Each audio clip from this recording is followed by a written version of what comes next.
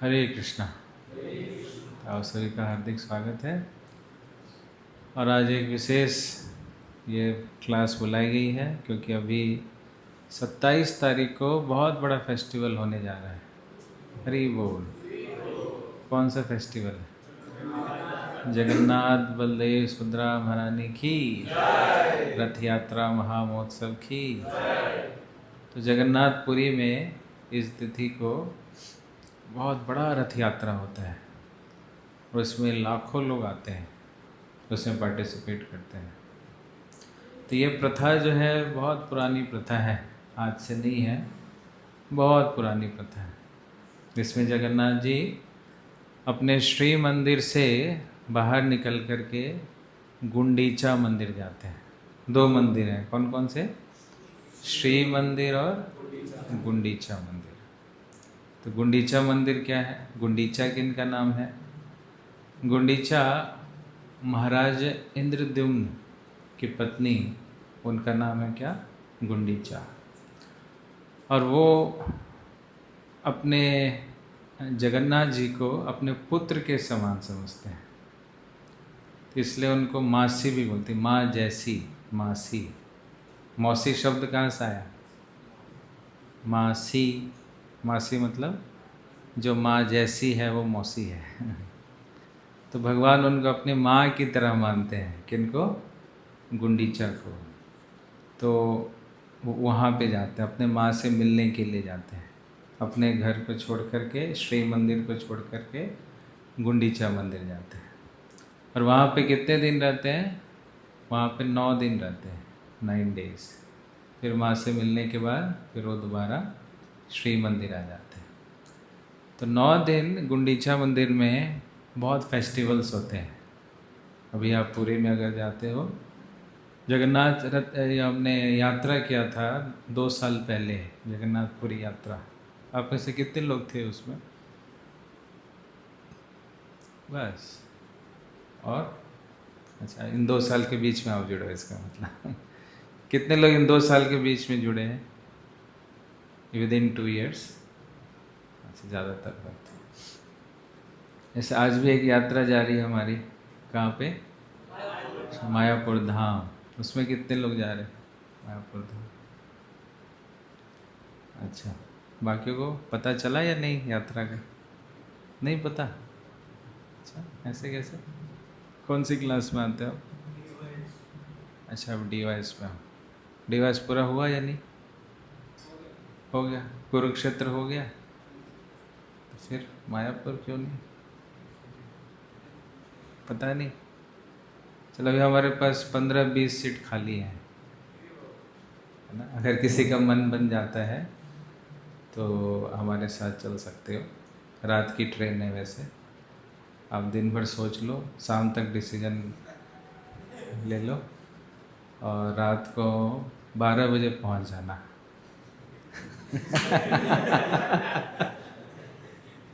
कहाँ पे पहुंचोगे? Railway station पहुंचना है, इधर उधर नहीं जाना। तो आज रात में हम निकलेंगे और अगले संडे को वापस आएंगे। अगले संडे क्या डेट होगा? 29 की सुबह हम पहुंच जाएंगे मंगला आरती में। और उस दिन भी रथ यात्रा है। कहाँ पे? पंचकुला में। तो बैक टू बैक फेस्टिवल्स हो गए आपके। यात्रा की जस्ट बात है, रथ यात्रा। तो जगन्नाथ जी साल में एक बार निकलते हैं श्री मंदिर से गुंडीचा मंदिर, और डेली वहाँ पे फेस्टिवल्स होते हैं। बहुत अच्छा। तो रथ यात्रा बहुत धूमधाम से मनाते हैं। आप में से उड़ीसा से है? उड़ीसा से? उड़िया नहीं। बंगाल से? वेस्ट बंगाल से नहीं? सब पंजाब से ही है? कितने लोग पंजाब से हैं? ज़्यादातर। हरियाणा से? हरियाणा से। फिर और कहाँ? गुजरात से? नहीं। Chandigarh proper birth? चंडीगढ़ से? अच्छा, ये भी। तो उस तरफ जो बंगाल के हैं, उड़ीसा के हैं, उनके लिए बहुत बड़ा फेस्टिवल है रथ यात्रा फेस्टिवल। तो जगन्नाथ जी कौन है, इसमें क्लैरिटी है सबको? जगन्नाथ जी कौन है? जगन्नाथ जी भगवान श्री कृष्ण हैं। और बलदेव जी कौन है? बलराम जी हैं, और उनकी सिस्टर है सुभद्रा जी। जगन्नाथ, बलदेव, सुभद्रा। इनका ये रूप ऐसा क्यों हो गया? उनका रूप थोड़ा अलग सा है ना। उनकी आंखें बड़ी बड़ी है, हाथ अंदर है, पैर छोटे हैं, मुंह पे बहुत बड़ा स्माइल है। क्यों ऐसा रूप है भगवान का? एक्सटेसी में। इसकी भी स्टोरी है। तो कई भक्तों को पता होगा ये स्टोरी, लेकिन कईयों को नहीं पता। तो पता होता भी है, फिर भी हमें सुनना चाहिए, है ना। विशेष रूप से जो आध्यात्मिक चीज़ें होती हैं, बार बार उसको हम सुनते हैं तो फिर उसमें और रस की अनुभूति होती है। और जो मटेरियल चीज़ें होती हैं उसको बार बार नहीं कर सकते। जैसे a+b का होल स्क्वायर क्या होता है? कौन बताएगा? a+b का whole square equal to a² + b² + 2ab। इसका आप दिन भर बोलते रहो, a² + b² + 2ab, a² + b² + 2ab। कुछ आनंद आएगा? नहीं। लेकिन स्पिरिचुअल चीज़ें आप रिपीट करते रहो, हरे कृष्णा कृष्णा कृष्णा हरे हरे, हरे राम राम राम। ये दिन भर आप करके देखो, आप एकदम से आनंद में पागल हो जाओगे। इसमें इतना आनंद है। तो मटेरियल चीज़ों का हम रिपीट नहीं कर सकते, लेकिन स्पिरिचुअल चीज़ों का हम रिपीट कर सकते। कोई भी स्पिरिचुअल चीज़ आप देख लो, रीडिंग करते हो आप, कितना भी रीडिंग कर लो, बार बार सेम पढ़ लो, और उसमें उतना आनंद आने लगता है। दर्शन आप जितना ज़्यादा करते हो उसमें और आनंद आने लगता है। लेकिन प्रसाद बार बार खाते रहते हैं, है ना। कभी सुबह खाया, फिर दोपहर में खाएंगे, फिर शाम में खाएंगे, है ना। तो हर एक स्पिरिचुअल चीज़ों का रिपीटेशन से हमारा प्योरिफिकेशन होता है और ब्लिस मिलता है।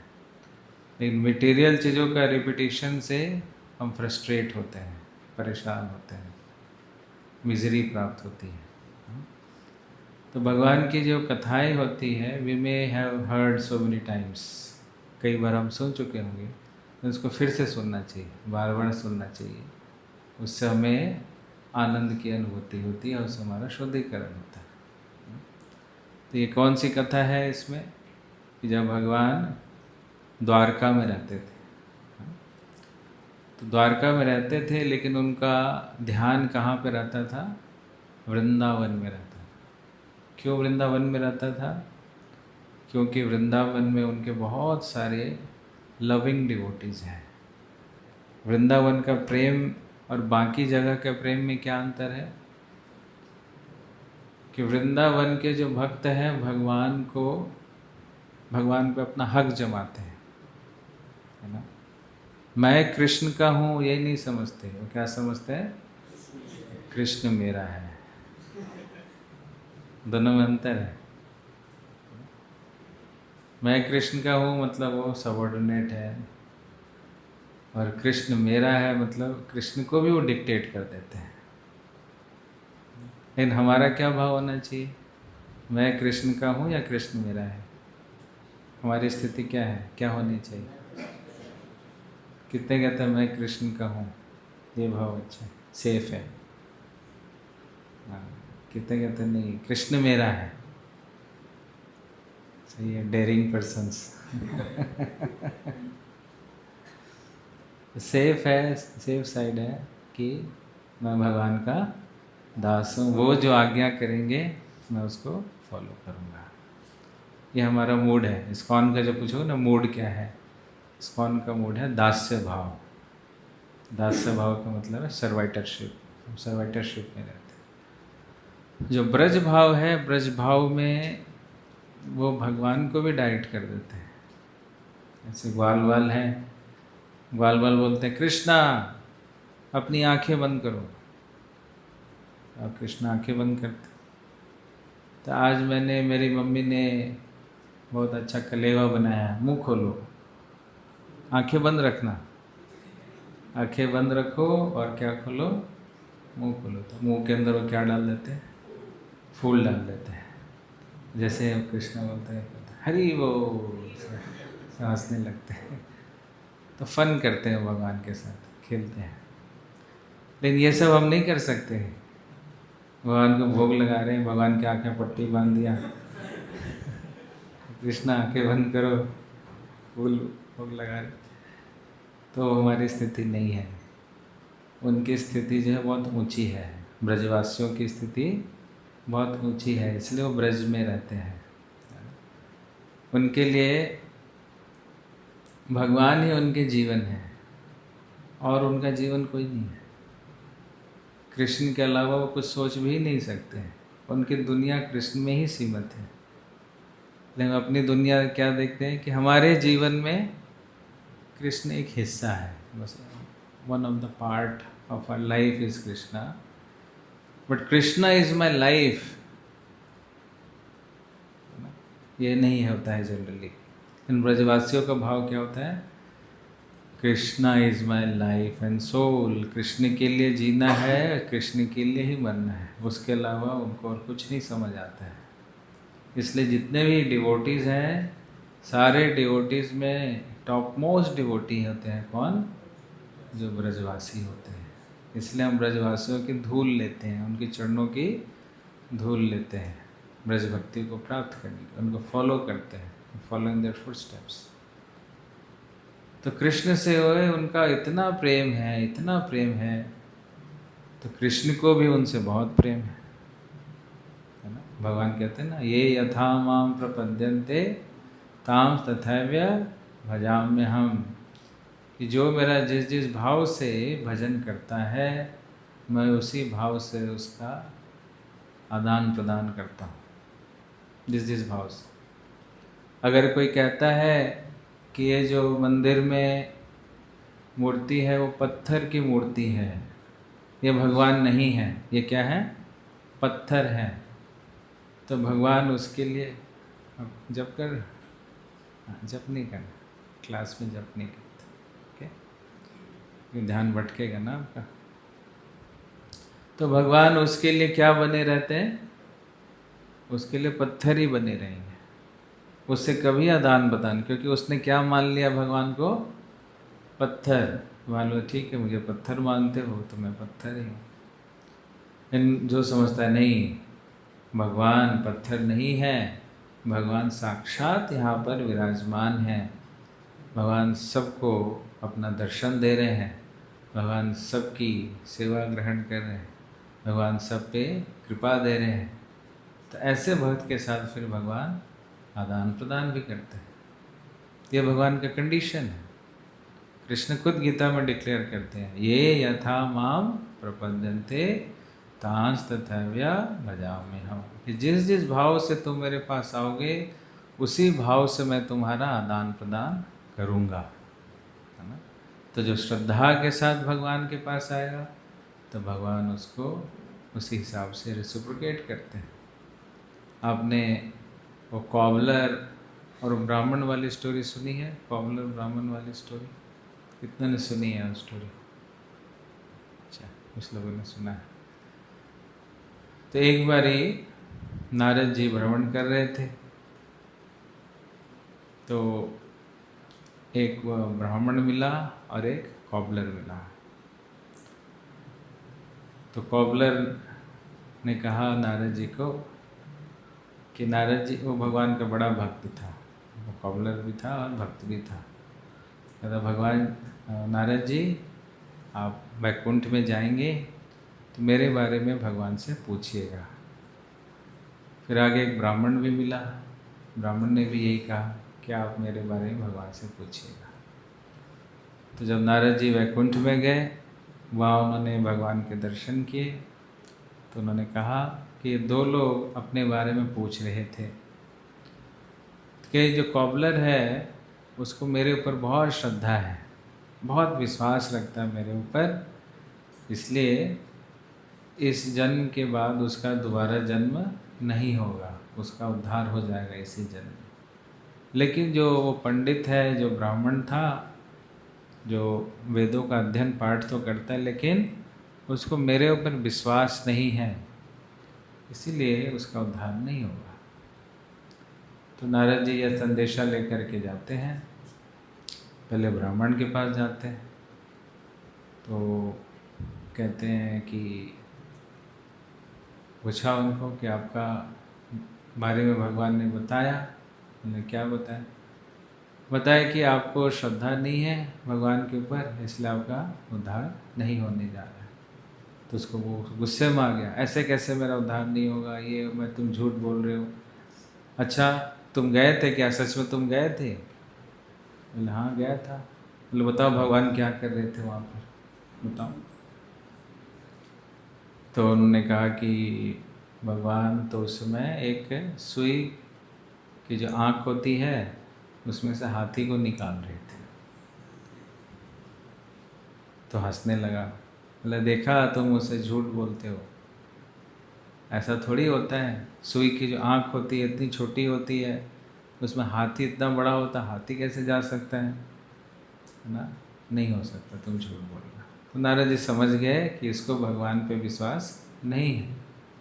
फिर वो उस मोची के पास आते हैं और मोची से कहते हैं आपके लिए तो भगवान बहुत तारीफ़ कर रहे थे, कह रहे थे आपका उद्धार हो जाएगा। तो कहता अच्छा मेरे भगवान जी क्या कर रहे थे? ने कहा कि वो सुई की आँख से हाथी को निकाल रहे थे। बोला हाँ हरि बोल, भगवान कुछ भी कर सकते हैं, भगवान के लिए तो क्या, उनकी परास्त शक्ति विधेय श्रूयते, स्वभाव की ज्ञान बल क्रिया। स्वाभाविक रूप से वो जैसा चाहते हैं वो कुछ भी कर सकते हैं, उनकी शक्तियाँ अपार है, कुछ भी कर सकते हैं। उन्होंने कहा कि आपको संदेह नहीं हो रहा है कि ये छोटी सी आँख जो होती है सुई की उसमें से हाथी को निकालना, आपको कोई संदेह नहीं हो रहा है? ना, मुझे क्यों संदेह होगा। जो वट वृक्ष होता है, वट वृक्ष का जो बीज होता है वो कितना छोटा होता है, फिर उस वट वृक्ष के बीज में इतना बड़ा पेड़ भगवान ने छुपा के रखा हुआ है। आपने से देखा है सबने वट वृक्ष? कितनों ने देखा है वटगत का पेड़? Banyan tree, banyan tree, banyan tree का जो सीड देखोगे आप, वो सीड क्या होता है, बहुत ही छोटा सा, उसका ट्री कितना बड़ा होता है। तो भगवान इतना कुछ कर सकते हैं, तो हाथी की आँख से नहीं, सुई की आँख से हाथी को भी निकाल सकते हैं। तो वो समझ गया है क्या कि इस मोची के अंदर भगवान के प्रति क्या है, श्रद्धा है। और वो पंडित थे, ब्राह्मण थे, वेद पाठ भी करते थे, लेकिन उनको भगवान पे विश्वास नहीं था, तो फिर उनका उद्धार नहीं होगा। तो हम सब भक्ति कर रहे हैं, तो भक्ति में सबसे महत्वपूर्ण चीज़ है क्या, भगवान के ऊपर श्रद्धा सबसे महत्वपूर्ण है। हम चैंटिंग भी करते हैं, दर्शन करते हैं, प्रसाद खाते, लेकिन श्रद्धा अगर नहीं है तो फिर उसका पूरा प्रभाव नहीं होगा। लेकिन पूरी श्रद्धा है कि हरिनाम में और भगवान में कोई भेद नहीं है, भगवान की मूर्ति में, भगवान में कोई भेद नहीं है। भगवान जो है वो सब कुछ करता धरता करने वाले कौन है, स्वयं भगवान है। अगर यह पूर्ण हमारी श्रद्धा होगी तब भक्ति में हम प्रगति करते हैं। अगर श्रद्धा नहीं है तो फिर रिचुअल हो जाता है। स्पिरिचुअल शब्द है, स्पिरिचुअल शब्द दो शब्दों से बना है, किससे? Spirit plus ritual. अगर स्पिरिट नहीं है, स्पिरिट का मतलब है फेथ, अगर फेथ नहीं है तो फिर वो क्या हो जाएगा, स्पिरिट हटा दो तो क्या बन जाएगा, रिचुअल, बस रिचुअलिस्टिक एक्टिव हो जाएगी। रिचुअल से हमारा उद्धार नहीं होने जा रहा है, स्पिरिचुअल एक्टिविटीज से हमारा उद्धार होगा। तो इसलिए भगवान जो है, जो बहुत श्रद्धालु भक्त हैं, जितनी उनकी श्रद्धा होती है भगवान के प्रति, भगवान की भी उतनी श्रद्धा और प्रेम होता है अपने भक्तों के प्रति। तो ब्रजवासियों से वो बहुत प्रेम करते हैं भगवान। तो जब वो द्वारका आते हैं तो बहुत मिस करते हैं, किसको मिस करते हैं? ब्रजवासियों को मिस करते हैं। तो जब वो सोते भी हैं तो स्वप्न अवस्था में भी वो किसका स्मरण करते रहते हैं? सखाओं का, गोपियों का, राधा रानी का। तो बाकी जो रानियां हैं वो देख के कहती हैं कि अच्छा, हमें तो पता ही नहीं कि ब्रजवासियों के क्या प्रेम है और किस प्रकार से भगवान से प्रेम करते हैं। तो उनके अंदर एक बहुत प्रगाढ़ इच्छा उत्पन्न हो गई भगवान के विषय में। जो उनके भक्तों के साथ आदान प्रदान है ब्रजवासियों के साथ, वो क्या पास टाइम्स हैं, उनकी इतनी क्या महिमा है, उनके क्या ग्लोरीज है उन भक्तों की, उनको सुनने के लिए बहुत ललायित हो गई, उत्सुक हो गई, है ना। तो ये उत्कंठा होनी चाहिए भक्ति के लिए, सुनने की उत्कंठा। क्या सुनने की? भगवान और भक्तों के बीच का जो आदान प्रदान है, जो एक्सचेंजेस है, लविंग एक्सचेंजेस हैं, उसको सुनने की उत्कंठा। जितना हम भगवान और भक्तों के विषय में सुनते हैं, उससे हमारा भक्ति में प्रगति होता है। जैसे हम एकादशी के दिन आज सुबह लीलामृत का पाठ करते हैं, सुबह प्रभुपाद जी की लीलामृत पढ़ रहे थे, तो वैसे ही भगवान के जो शुद्ध भक्त हैं उनके विषय में भी अगर हम सुनते हैं तो हमें भक्ति में हमारी प्रगति होती है। तो हमें प्रभुपाद जी की लीलामृत भी पढ़नी चाहिए। आप में से कितने लोग पास प्रभुपाद लीलामृत है घर पे? हाँ, ज़्यादातर। तो वो भी आप पढ़ो, प्रभुपाद जी की जीवनी, जो जीवनी है प्रभुपाद जी की, तो उन्होंने क्या किया, बचपन में उनकी क्या लीला हुई है, युवावस्था में क्या हो, कैसे उन्होंने प्रचार किया, कैसे भगवान ने उनकी सहायता की, कैसे उन्होंने क्या क्या प्रार्थनाएं की, क्या क्या संघर्ष उनको करना पड़ा। तो जब ये सुनते हैं तो हमारी श्रद्धा और बढ़ जाती है। तो उन रानियों ने की इच्छा प्रकट की, ब्रज में जो भगवान की लीलाएं हैं, जो उनका आदान प्रदान है भक्तों के साथ, उसका श्रवण करने का। लेकिन कौन बताएगा उनको? तो वहाँ पर रोहिणी माता भी थी, माता रोहिणी, वो वसुदेव जी की पत्नी, और उनके पुत्र कौन है? बलराम जी। तो जब कृष्ण और बलराम ब्रज में थे, वृंदावन में थे, तो माता रोहिणी भी वहाँ पे थी, और माता रोहिणी ने सारी लीलाओं को दर्शन किया है, सुना है। तो माता रोहिणी ने कहा कि ठीक है, मैं आपको ब्रज लीला सुनाऊंगी, लेकिन इसमें कौशन भी है। कौशन क्या है कि अगर कृष्ण बलराम ने लीलाओं का श्रवण कर लिया तो बहुत ज़्यादा प्रगाढ़ आकर्षित हो जाएंगे, वो इंटेंस, उनका डिज़ायर उत्पन्न हो जाएगा कहाँ जाने का? ब्रज में जाने का। तो एकदम से भाग जाएंगे। तो इसलिए हम बंद कमरे में इन कथाओं की चर्चा करेंगे। तो उन्होंने क्या किया, एक दरवाज़ा, एक बहुत बड़ा कमरे में कितनी रानियां हैं? 16,108 रानियां। तो कितना बड़ा हॉल होगा सोचिए। तो उस हॉल के बीच में बैठ करके माता रोहिणी सबको भगवान की ब्रजलीला सुना रही हैं। कहा कि अगर कृष्ण बलराम अंदर प्रवेश कर गए तो फिर दिक्कत हो जाएगी, इसलिए दरवाजे पे किसी को हमें गार्डिंग के लिए भी रखना पड़ेगा, है ना, ताकि कृष्ण बलराम को जब भी देखें तो हमें इन्फॉर्म कर दें, हम चुप हो जाएंगे। ठीक है। तो उन्होंने गार्डिंग के लिए किसको चयन किया? सुभद्रा जी को। सुभद्रा जी को कहा कि आप इधर गार्डिंग करो। तो सुभद्रा जी वो गार्डिंग तो कर रही थी, लेकिन उनका ध्यान किधर था?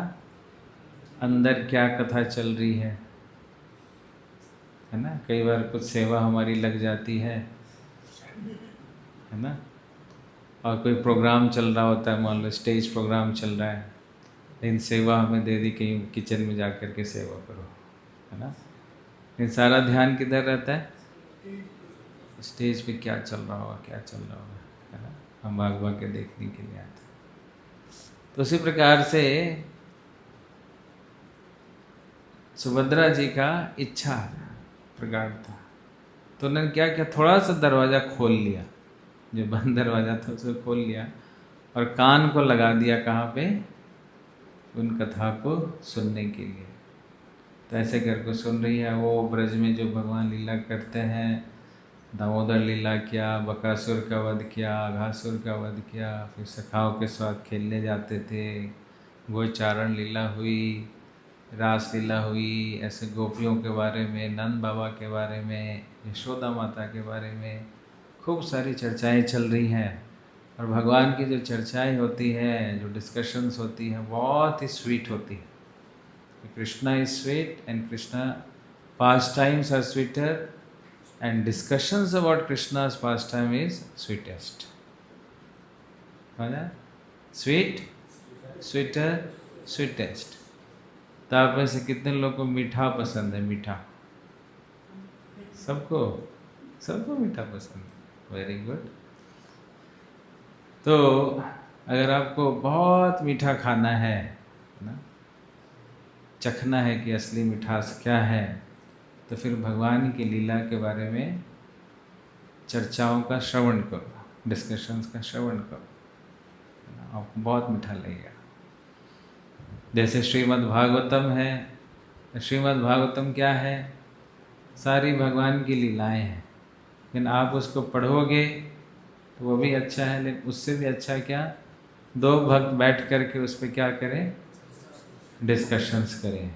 कुछ प्रसंग वो पढ़ें, कुछ प्रसंग आप पढ़ो, फिर उस पर डिस्कशन करो, तो फिर क्या हो जाएगा, वो और मीठा बन जाएगा।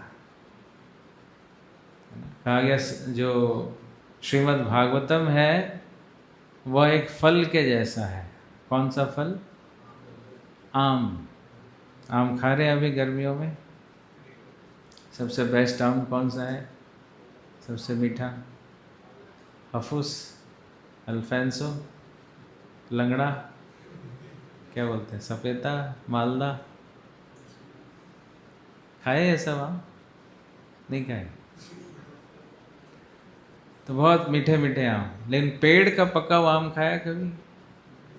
जैसे पेड़ में लटका हुआ आम है, वो पेड़ में पक गया, फिर उसको आपने तोड़ा, वो खाया? खाया कभी? कितना नहीं खाया। उसकी मिठास अलग होती है ना।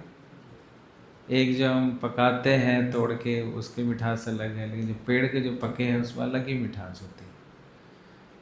लेकिन जो आम उस पेड़ में लगे हैं और उसको किसी तोते ने थोड़ा बाइट कर दिया है, थोड़ा, तोता ज़्यादा खाता नहीं, हमारी तरह तो है नहीं,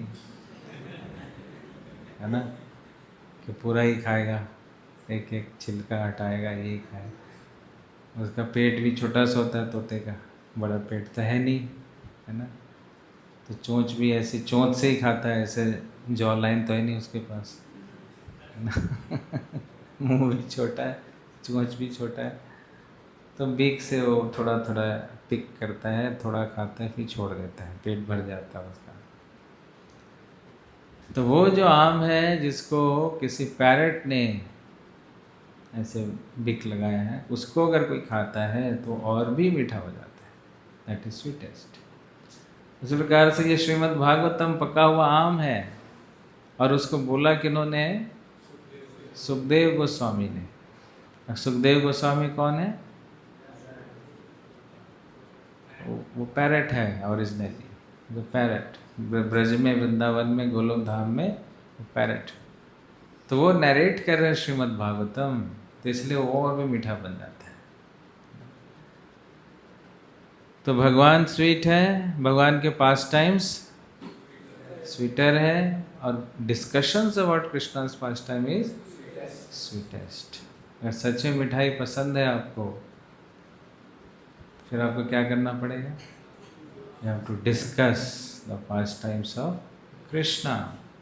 बोलोगे मुझे तो आता नहीं प्रभु जी, मुझे बाकी चीज़ों का तो आता, कोई मूवी के बारे में पूछ लो, कोई एक्टर के बारे में पूछ लो, उसके बारे में हम डिस्कशन कर सकते हैं, आईपीएल का स्कोर के बारे में पूछ लो, वो कर सकते हैं, और भी पॉलिटिक्स का पूछ लो, मोदी जी क्या कर रहे हैं वो मैं बता सकता हूँ, अभी कौन सी लड़ाई चल रही है वो भी बता सकता हूँ।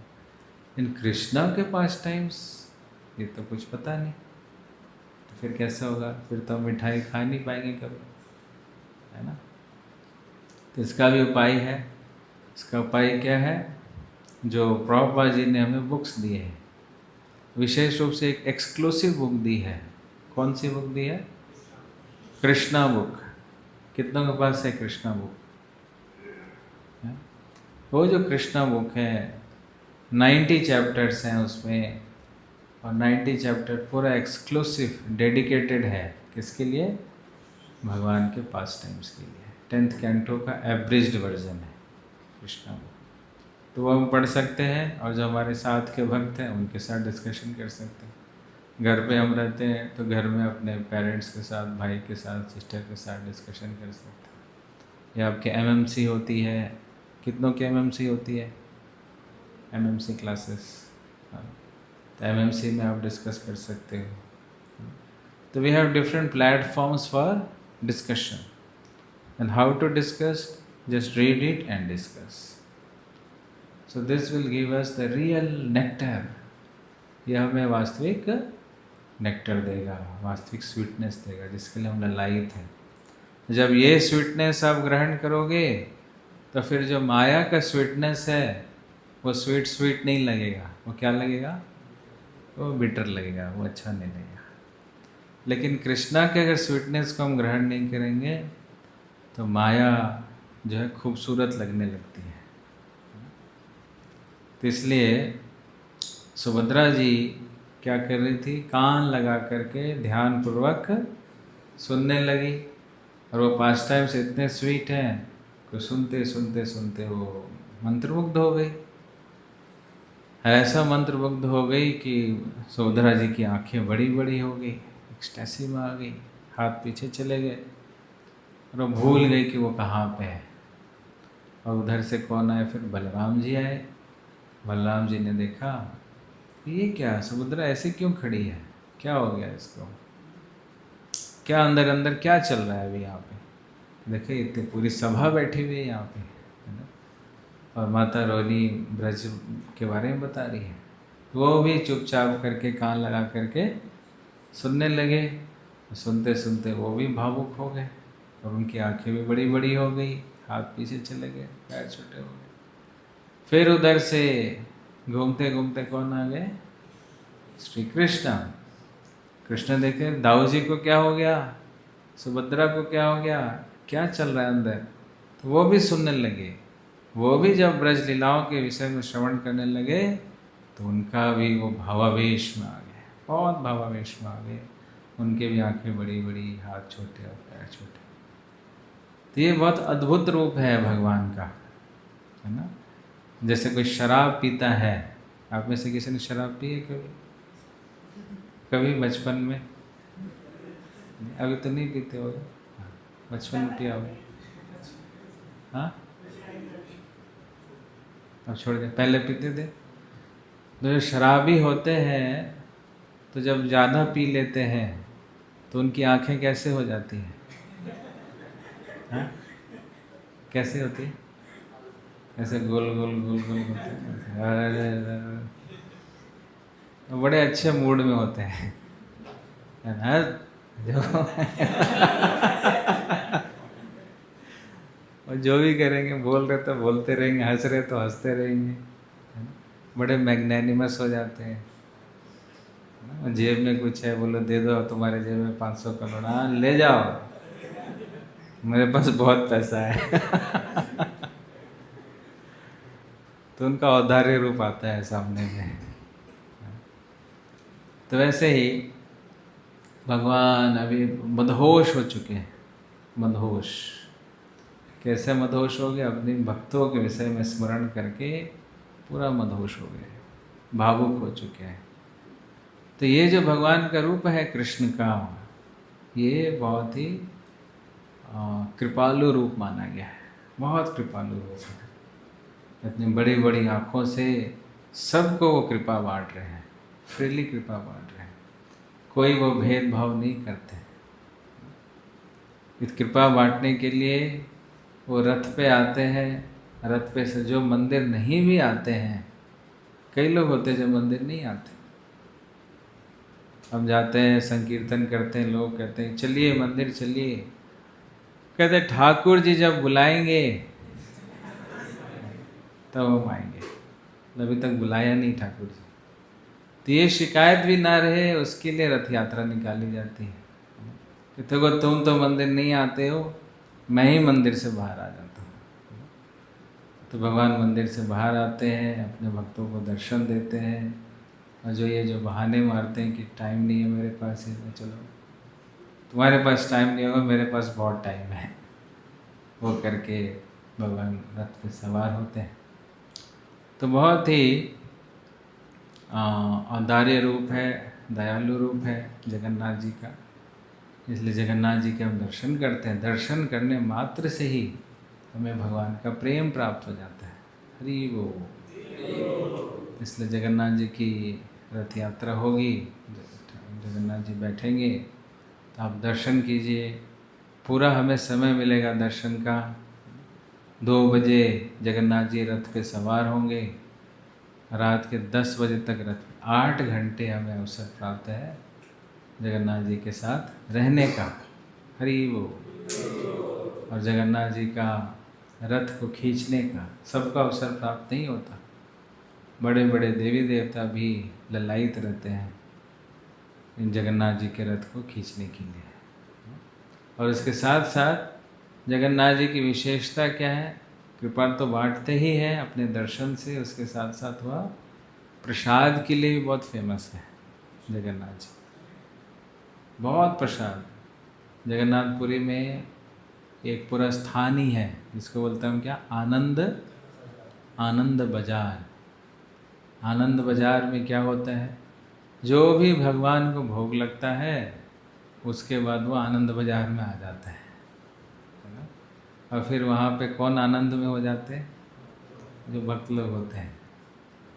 तो उधर कोई बाहर होटल और इस तरह की चीज़ें में लोग खाते नहीं। जिसको भी भोजन करना है, कोई भी शादी है, कुछ भी प्रोग्राम है, तो वही वाला प्रसाद ले जाते हैं वो, है ना। जैसे शादी होती तो हम बुक करते हैं ना अलग अलग कैटरर्स, तो वहाँ पे क्या प्रथा है पूरी में कि यहाँ वो बुक कर लेते हैं, पंडों से बात कर लेते हैं कि बड़े बड़े हांडियाँ होती है वहाँ पे, इतना इतना बड़ा बड़ा हांडी, है ना। 4 हांडी चावल, 4 हांडी सब्जी दाल, ये सब वो बुकिंग हो जाती है उनकी। तो आनंद में है, हमें प्रसाद ही समझ में आता है अच्छे से फिलॉसफी समझ में आए नहीं, लेकिन प्रसाद तो समझ आता है। तो जगन्नाथ जी का प्रसाद, जगन्नाथ जी का भात, जगत पसारे हाथ। भात मतलब चावल। चावल को हम कुक कर देते हैं तो उसको क्या बन जाता है, उसको क्या बोलते हैं, भात। तो जगन्नाथ जी का भात, जगत पसारे हाथ। सब उस प्रसाद को ग्रहण करते हैं। तो रथ यात्रा के दिन भी आप देखोगे कि अलग अलग स्टॉल्स लगाए जाते हैं, वहाँ पे जगन्नाथ जी को भोग लगाया जाता है, तो खूब प्रसाद बढ़ता है। कई लोग तो थैला लेकर के आते हैं, बड़ा बड़ा देखा है मैंने, थैला, बैग, स्पेशल बैग लेके आएंगे। जो समोसे मिलेंगे बैग में रखेंगे, कचौड़ी मिलेगा बैग में रखेंगे। ये करना नहीं है आपको मैं पकड़ता हूँ, क्या ये क्यों पैकिंग कर रहे हैं? रोज़ ही घर में, घर वालों को भी कृपा मिलनी चाहिए ना। वो लोग नहीं आ पाए, मैं आ गया उनके बिहाफ पे तो मैं लेके जाऊंगा। तो खूब प्रसाद का वितरण होता है। तो जगन्नाथ जी इतने कृपालु हैं, दर्शन भी दे रहे हैं, प्रसाद भी दे रहे हैं, मतलब पूरा बहाना ढूंढ रहे हैं कि किसी प्रकार से ये क्या बन जाए, भक्त बन जाए, डिवोशनल लाइफ में आ जाए। इसलिए जगन्नाथ जी बहुत ही मैग्नानिमस हैं, कृपालु हैं। और चैतन्य महाप्रभु वो भी मैग्नानिमस है। नमो महावदन्याय कृष्ण प्रेम प्रदायते कृष्णाय कृष्ण चैतन्य नामने गौरतसे नमः। तो उन्होंने किस प्रकार से कृष्ण प्रेम का वितरण किया? हरिनाम संकीर्तन के द्वारा। हरे कृष्णा कृष्णा कृष्णा हरे हरे, हरे राम राम राम हरे। हरिनाम संकीर्तन। तो महाप्रभु ने जब सन्यास लिया तो सन्यास लेकर के वो कहाँ पे आए? उनको जाना था वृंदावन एक्सटर्नली, और इंटरनली उनकी इच्छा थी कहाँ जाने की? जगन्नाथपुरी। तो मायापुर से लगभग 500 किलोमीटर दूर है जगन्नाथपुरी। वृंदावन काफ़ी दूर है वहाँ से, मोर देन 1100 किलोमीटर्स। तो संन्यास लेने के बाद चैतन्य महाप्रभु जगन्नाथपुरी आते हैं। तो चैतन्य महाप्रभु कौन है? भगवान श्री कृष्ण है। जगन्नाथ जी कौन है? वो भी भगवान श्री कृष्ण है। तो दो दो कृष्ण एक साथ हो गए, है ना? ऐसा भी हो सकता है, वो भी कृष्ण ये भी कृष्ण, दो कृष्ण एक साथ। लेकिन दोनों कृष्ण में भाव का अंतर है। जो जगन्नाथ जी है वो कृष्ण है, लेकिन उनका भाव क्या है कि ब्रजवासियों के विरह में है। वो ब्रजवासियों का स्मरण, श्रीमती राधा रानी का स्मरण कर रहे हैं। और जो चैतन्य महाप्रभु हैं वो भी कृष्ण हैं, इन भाव किसका है? श्रीमती राधा रानी का। राधा रानी के भाव में वो कृष्ण का स्मरण कर रहे हैं। कृष्ण है लेकिन कृष्ण का स्मरण कर रहे हैं, लेकिन क्योंकि भाव किसका है? राधा रानी का भाव है। तो एक के अंदर राधा रानी का विरह है और एक के अंदर कृष्ण का विरह है। समझ गए? तो मान लो प्लस और माइनस है, तो फिर क्या होता है? प्लस और माइनस जब सामने आता तो क्या होता है? बहुत जल्दी अट्रैक्ट होता है, अपोजिट पोल्स ना अट्रैक्ट होते हैं। तो वैसे ही हुआ, जैसे ही चैतन्य महाप्रभु ने जगन्नाथ जी को देखा, देखते ही वो मूर्छित हो गए, एकदम से मूर्छित हो गए। फिर कई घंटे लगे, फिर जहाँ आसपास के इनके जो पार्षद है उन्होंने खूब कीर्तन किया, तब जाकर के अपने होश में आए। तो महाप्रभु को जो भाव, जिस भाव का वो रस लेना चाहते थे, उस भाव का आस्वादन उन्होंने कहाँ पे किया है? जगन्नाथपुरी में है। तो इसलिए जब रथ यात्रा होती है तो महाप्रभु बहुत एक्सटैटिक हो जाते हैं, बहुत ज़्यादा एक्सटैटिक, खूब कीर्तन करते हैं। कीर्तन करते इतना वो जंप लगाते हैं ना, ऐसे उछलते हैं, इतना इतना उछल जाते हैं। और तो है उनका हाइट इतना लंबा है, उछल जाते हैं, गोल्डन है कोई बड़ा गोल्ड ऐसे ऊपर हवा में, कितना आकर्षित करेगा। दूर से ही लोग उनको देख करके आकर्षित हो गए। और कीर्तन करते हुए उन्होंने 7 पार्टीज बनाया, 7 पार्टी कीर्तन मंडली, 7 कीर्तन मंडली। और हर एक कीर्तन मंडली में वाद्य कौन बजाएगा, मृदंग कौन बजाएगा, बम्पर कौन बजाया करता, सबका उन्होंने असाइन कर दिया। लीड डांसर कौन होगा, जैसे हम कीर्तन करते हैं तो डांस भी करते हैं ना, तो डांस किसी को देख के फॉलो करते हैं, सभी देखते हो आप एक ही स्टेप कर रहे होते हैं, लेकिन उसमें से एक कोई लीड होता है जो बताता है अब ये करना, अब ये करना, सब उसको फॉलो करते हैं। तो वैसे ही जितने ग्रुप्स थे, सब ग्रुप्स में उन्होंने क्या किया, अलग अलग लोगों को अपॉइंट कर दिया। और खुद क्या कर रहे थे, खुद एक्सपेंशन कर लिया, अपना विस्तार कर लिया। तो हर एक ग्रुप में क्या लग रहा था कि एक एक चैतन्य महाप्रभु सबके साथ है। सब ग्रुप को लग रहा है कि महाप्रभु मेरे साथ है, उस ग्रुप को लग रहा है मेरे साथ है, उनको लग रहा है मेरे साथ है, सारे ग्रुप्स को लग रहा है मेरे साथ। और हर एक ग्रुप में महाप्रभु खूब उत्साह से कीर्तन कर रहे हैं। जगन्नाथ जी कृष्ण है, ये भी समझ लें कि राधा रानी है, वो कृष्ण है, वो कृष्णा राधा रानी के दर्शन कर रहे हैं। अब दोनों के बीच में आदान प्रदान चल रहा है। तो एक समय में चैतन्य महाप्रभु क्या करते हैं, वो रथ के पीछे चले जाते हैं। जैसे वो रथ के पीछे गए तो रथ रुक गया।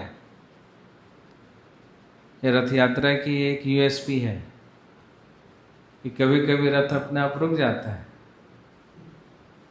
उसको आप कितना भी खींचोगे, लाखों लोग होते हैं खींचने वाले, कितना भी खींचते हैं वो नहीं खींचता, आगे बढ़ता नहीं।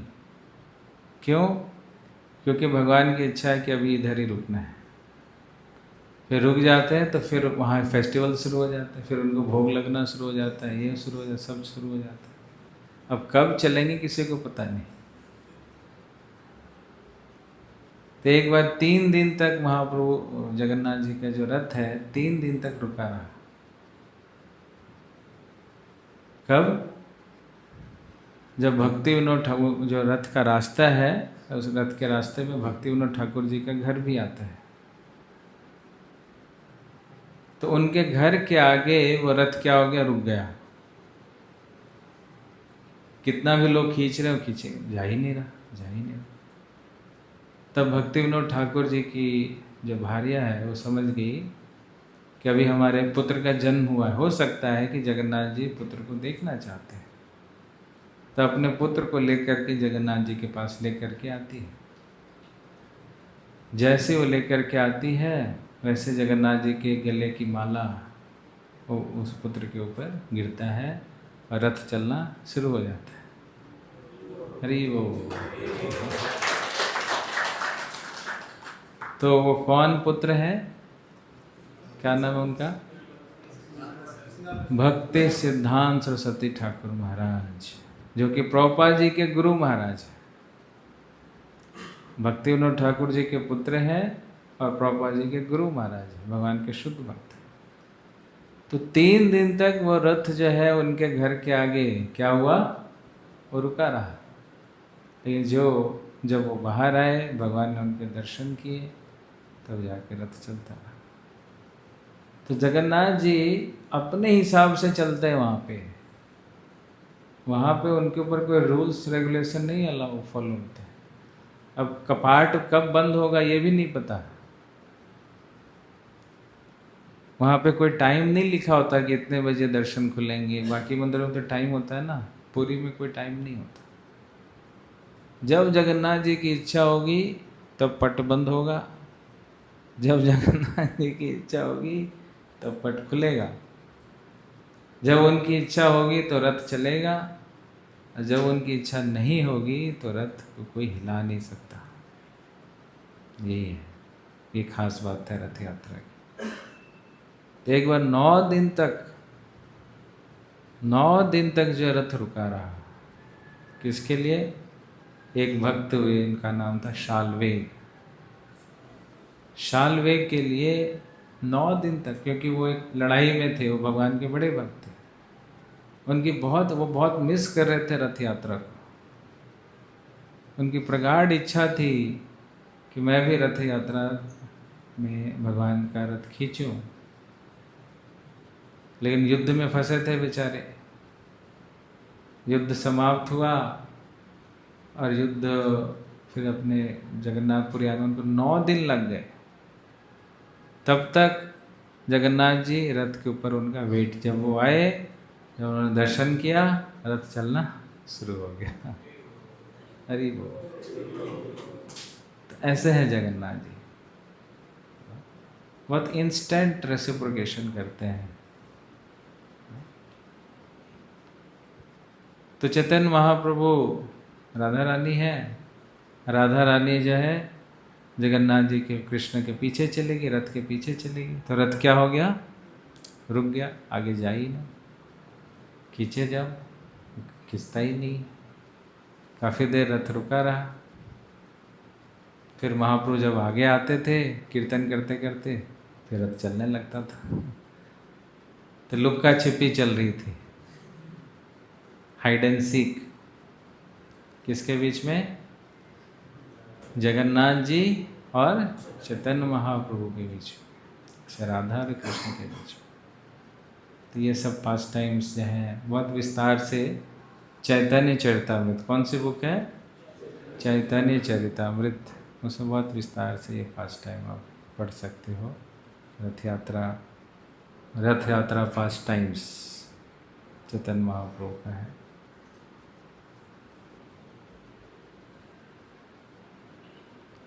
तो हमारी रथ यात्रा जो है अभी कौन से डेट को होने जा रही है? 5th को, तो चंडीगढ़ में। ऐसे चंडीगढ़ से कनेक्टेड जितने भी आउटपोस्ट हैं वहाँ भी रथ यात्रा हो रही है। पता है आपको चंडीगढ़ से कनेक्टेड कौन कौन सा आउटपोस्ट है? हाँ, कहाँ पे? 52। चंडीगढ़, अच्छा अच्छा। एक है पंचकुला में, है ना, दूसरा है पटियाला में, पटियाला में भी है रथ यात्रा। तो आपके जो फ्रेंड्स हैं तो उन लोगों को बोल सकते हो कि 28 तारीख को अगर आपके रिलेटिव फ्रेंड्स कोई पटियाला में रहते हैं तो उनको वहाँ भेजिए 28 तारीख को। 28 तारीख को पटियाला में है, 29 तारीख को पंचकुला में है। और डेट्स लिखा है आपने? दिखाओ, ये ग्रुप में भी शेयर कर देना। हाँ, सबसे पहले 27 को है रोपड़ में, रोपड़ सुना है ना, रूपनगर नाम पड़ गया आजकल, रोपड़ में 27 को है। 28 को पटियाला में है, 29 को पंचकुला में है, 30 को होशियारपुर में है। होशियारपुर नाम सुना होगा। 1 तारीख को खन्ना में है, खन्ना, राजेश खन्ना नहीं, जगह का नाम है खन्ना। और 2 तारीख को बंगा में है। बंगा सुना है? पंजाब में ना, वहाँ पे भी है। और जो जो नहीं रह गया आप लोगों को करना वहाँ जा कर के, ठीक है। 3 तारीख को पोंटा साहब में है, नाम सुना पोंटा साहब? किधर है? हिमाचल, देहरादून जाते हैं उधर तो उस तरफ में पोंटा साहब। और 5 तारीख को चंडीगढ़ में है, और 8 तारीख को गोविंदगढ़ में है, और 7 तारीख को, ये नहीं लिखा आपने, 7 तारीख को पंजाब यूनिवर्सिटी में है, पीयू, पीयू कैंपस के अंदर ऑफिशियल है, ऑफिशियल वहाँ के जो रजिस्ट्रार, डीन, इन लोगों ने इनवाइट किया हमें कि आप लोग आओ जगन्नाथ जी के रथ यात्रा। हम सारे स्टूडेंट्स को लगाएंगे जगन्नाथ जी के रथ यात्रा खींचने में। जिन लोग ऐसे नशे में धुत रहते हैं, है ना, इनको संभालते संभालते हमारा हेडेक हो चुका है, आप लोग आओ संभालो, है ना, ऐसे बुलाते हैं। तो 7th को पीयू में, आपके फ्रेंड्स अगर कोई पढ़ते हैं पीयू में तो उन सबको पहले से बोल दो कि कम फॉर रथ यात्रा, जगन्नाथ जी के दर्शन करो, उनके रथ को खींचो, जो प्रसाद बंटता है उसको ग्रहण करो, और शुरू से लेकर अंत तक क्या करो, हरि नाम संकीर्तन करो। हरे कृष्णा कृष्णा कृष्णा हरे हरे, हरे राम राम राम हरे हरे। तो जितना पार्टिसिपेटिव होगा उतना आनंद आएगा, है ना। जगन्नाथ जी होंगे लेकिन आप पार्टिसिपेट नहीं करोगे तो उतना आनंद नहीं आएगा। जितना हम पार्टिसिपेट करते हैं, ज़्यादा संख्या में पार्टिसिपेट करते हैं, उतना आनंद बढ़ता है। तो हमारा भी योगदान है आनंद को बढ़ाने में। ऐसा नहीं प्रभु जी उसको डांस करने दो, उसको डांस करने दो, मैं तो ऐसे पेड़ की तरह खड़ा रहूँगा, मैं तो ऑब्जर्वर हूँ, देखता हूँ कौन कितना छलांग लगाता है ना, कौन कितना हुआ। नहीं, ऐसा पार्टिसिपेशन नहीं चाहिए, एंथुसियास्टिक पार्टिसिपेशन चाहिए। We should contribute towards everyone ecstasy, है ना। हम सारे मिल के अगर नृत्य करेंगे, उत्साह से कीर्तन करेंगे तो सबका आनंद बढ़ेगा, है ना। इसलिए वो भी एक बड़ा कंट्रीब्यूशन है टू पार्टिसिपेट। तो रथ यात्रा में पार्टिसिपेट करना है, और उसके साथ साथ अब सबकी सेवाएं भी लगाई जाएंगी। सेवा करोगे सब? अरे तो कीर्तन में तो है ही, पार्टिसिपेट करना है ही। और फिर जब जगन्नाथ जी के रथ चली आगे बढ़ जाती है तो पीछे बहुत गंदगी रहती है। कैसे गंदगी रहती है, कहाँ से गंदगी आती है? हाँ, जैसे समोसे खाए सबने, प्रसाद, समोसा प्रसाद खाया, और दोना है वहीं प्लेट वहीं फेंक दिया, दोना वहीं, फ्रूटी पिया अच्छा लगा, फ्रूटी वहीं फेंक दिया, लाहौरी जीरा पिया, लाहौरी जीरा वहीं फेंक दिया, ये फेंक दिया। जगन्नाथ जी तो निकल गए, ये भी निकल गए, सारे भक्त, और क्या पीछे छोड़ गए? अपना उच्चिष्ट है ना, गंदगी, तो वो अच्छा नहीं है। तो इसलिए हम इस बारी आप लोगों की जो यूथ फोरम की सेवा है वो क्या है, पूरा क्लीन करने का है। करोगे सब? कितने लोग करोगे? सब करेंगे यार, तो बहुत बड़ी सेवा है कि जब हम ऐसे कुछ मीनियल सेवा करते हैं तो भगवान बहुत प्रसन्न होते हैं। जगन्नाथ जी के आगे झाड़ू लगाने वाले तो बहुत मिल जाते हैं लेकिन रथ के पीछे सफाई वाले सबको आगे की सेवा चाहिए, वो झाड़ू लगाते हैं ना, नहीं उसके लिए लड़ाई हो जाती है, छीना झपटी, नहीं मैं करूँगा ऐसा, क्योंकि फ़ोटो तो वहीं खींचा जाता है। पीछे कोई झाड़ू लेके कोई नहीं आता, वो सब चले जाते हैं। तो वैसा नहीं, हमें जो सेवा भाव से सेवा करनी चाहिए, आगे की सेवा पीछे की सेवा यही नहीं देखना है, सारी सेवा एब्सोल्यूट प्लेटफॉर्म पे। तो जब हम हम्बल तुच्छ तरीके से, तुच्छ भाव से भगवान की सेवा करते हैं तो भगवान बहुत जल्दी प्रसन्न होते हैं। तो आप में से जो भी इस सेवा में पार्टिसिपेट करेगा आपको स्पेशल वर्सी मिलेगी जगन्नाथ जी की। हरि बोल। तो जितना भी गंदगी होगा आप सबको ग्लव्स दे दिया जाएगा, पॉलीथीन जो ब्लैक कलर का था वो दे दिया जाएगा, और ऐसा क्लीन करना है कि जगन्नाथ जी के रथ आने से पहले जो क्लीननेस था उससे ज़्यादा क्लीन लगना चाहिए जब रथ चला जाए, है ना। ये स्टैंडर्ड होना चाहिए, पूरा अच्छे से क्लीन करें, और स्लॉट्स में दे दिया जाएगा। ऐसा नहीं कि आपको पार्टिसिपेट करने का कीर्तन में मौका नहीं प्राप्त हो रहा है, ऐसा नहीं, आपके स्लॉट्स बना दिए जाएंगे, इतना देर आपको कीर्तन में रहना है, इतनी देर आपको सफाई करनी है पीछे, ठीक है। तो ये जो फंक्शन होगा वो 5 तारीख को चंडीगढ़ में है, और बाकी डेट्स मैंने आपको बताया। सब जगह क्लीन करने की अलग अलग टीम है, लेकिन आपकी जो पर्टिकुलर सेवा लगाई गई है वह 5 जुलाई की सेवा है, उस दिन आपको स्पेशल ये सेवा करना है। ओके, हरि बोल। किसी कोई प्रश्न है? Any question, any doubt? कोई भी किसी भी प्रकार का मन में संदेह है तो आप पूछ सकते हैं। हाँ जी। हाँ, जगन्नाथ जी कहाँ से आते हैं? ये बहुत बड़ी कथा है, अपीयरेंस ऑफ लॉर्ड जगन्नाथ। अच्छा यहाँ कहाँ से आते? यहाँ पे लुधियाना मंदिर से, पहले लुधियाना से आते थे, अब 2 साल से हम जलंधर में हैं, जगन्नाथ जी वहाँ से लाते। लुधियाना मंदिर गए आप? वहाँ से पहले वहाँ से आते थे, जलंधर में भी है, लुधियाना में भी है। पंचकुला में तो जगन्नाथ जी खुद ही विराजमान है, तो वहाँ पे उन्हीं का होता है, तो ऐसा। ओके, अब वो कहाँ से आए जगन्नाथ जी पुरी वाले, तो उसकी पूरी स्टोरी है, पूरी क्लास चाहिए उसके लिए, तो कभी बाद में बताएंगे उसको, है ना।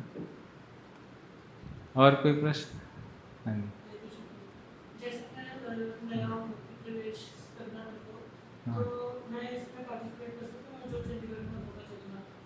हाँ, क्यों नहीं? नया मतलब नए तो लग नहीं रहे आप, कंठी भी पहना है, तिलक भी लगाया है पहले से। किसने सिखाया?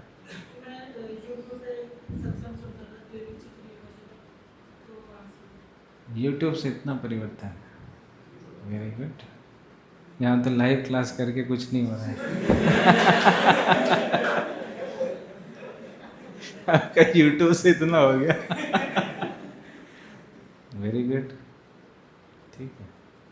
तो आप देख लो, इनका नाम नोट कर लो, किसी क्लास में जोड़ दो इनको, है ना। हाँ जी। हाँ, जाते इसलिए तो बताया डेट, बस जाएगी, बस जितने भी नाम मैंने बोले हैं सब जगह बस जाएगी, तो आप बस में आ जाओ, बस में चलो, कीर्तन करो, प्रसाद खाओ, फिर वापस रात में आ जाएंगे। जाएगी बस? कौन सी बस जाएगी?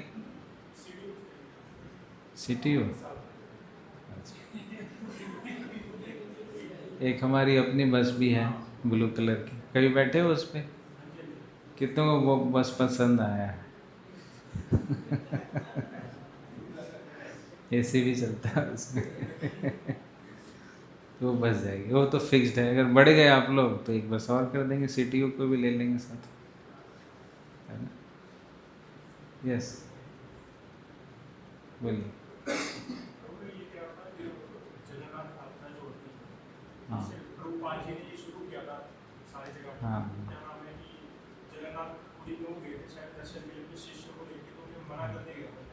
हाँ।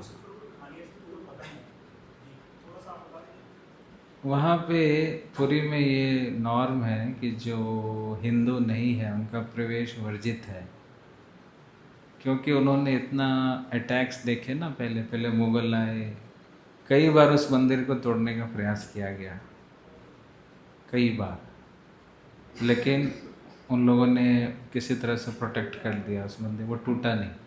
ऐसे बहुत सारे मंदिर हमारे तोड़े गए हैं, वृंदावन के बहुत सारे मंदिर तोड़े गए हैं। तो एक प्रकार से प्रोटेक्शन के लिए उन्होंने एक नियम उस समय ही, उस समय के जो राजा थे, नियम बना दिया कि कोई भी जो विधर्मी है, म्लेच्छ है, जो हिंदू नहीं है, क्योंकि उनका ऑब्जेक्टिव यही होता था मंदिर तोड़ना, तो इसलिए उन्होंने लॉ बना दिया कि जो म्लेच्छ है, विधर्मी है, नॉन हिंदू है, नॉट अलाउड, है ना? तो इसलिए आप जाओगे तो अगर कहीं भी उनको डाउट हुआ, अगर जैसे कोई इंडियन भी है, बहुत गोरा है ना, बहुत गोरा है, तो डाउट हो जाता है, तो वो आधार कार्ड दिखाओ, आधार कार्ड चेक करते हैं, गोत्र पूछते हैं, तो उन्होंने लॉ बनाया हुआ है। तो प्रभुपाद जी जब गए तो प्रभुपाद जी के शिष्य तो सारे विदेशी होते थे उस समय, अभी हम इंडियंस जुड़ रहे हैं ना, पहले तो विदेशी अमेरिका में प्रचार किया, अमेरिकन्स ज़्यादातर होते थे। वो आए तो उनको मना कर दिया। बाबा जी ने बोला भी कि भाई ये लोग मंदिर नहीं तोड़ेंगे तुम्हारा ये लोग तुम्हारे जगन्नाथ जी के भक्त हैं, तो वही है बस कि नहीं, नियम है यहाँ का, अलाउड नहीं है, तो उन्होंने मना कर दिया उनको जाने से।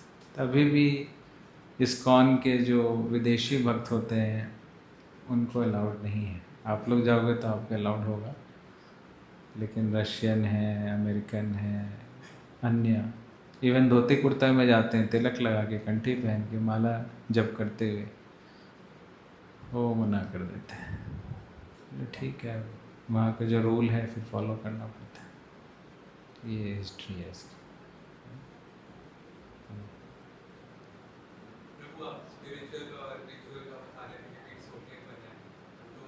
कई बार भक्ति स्पिरिचुअल होती है, कई बार वो रिचुअल में चली जाती है, मिक्स हो जाती है। मिक्स में मतलब फायदा होता है कि नहीं? एटलीस्ट कुछ ना करने से अच्छा है, something is better than nothing.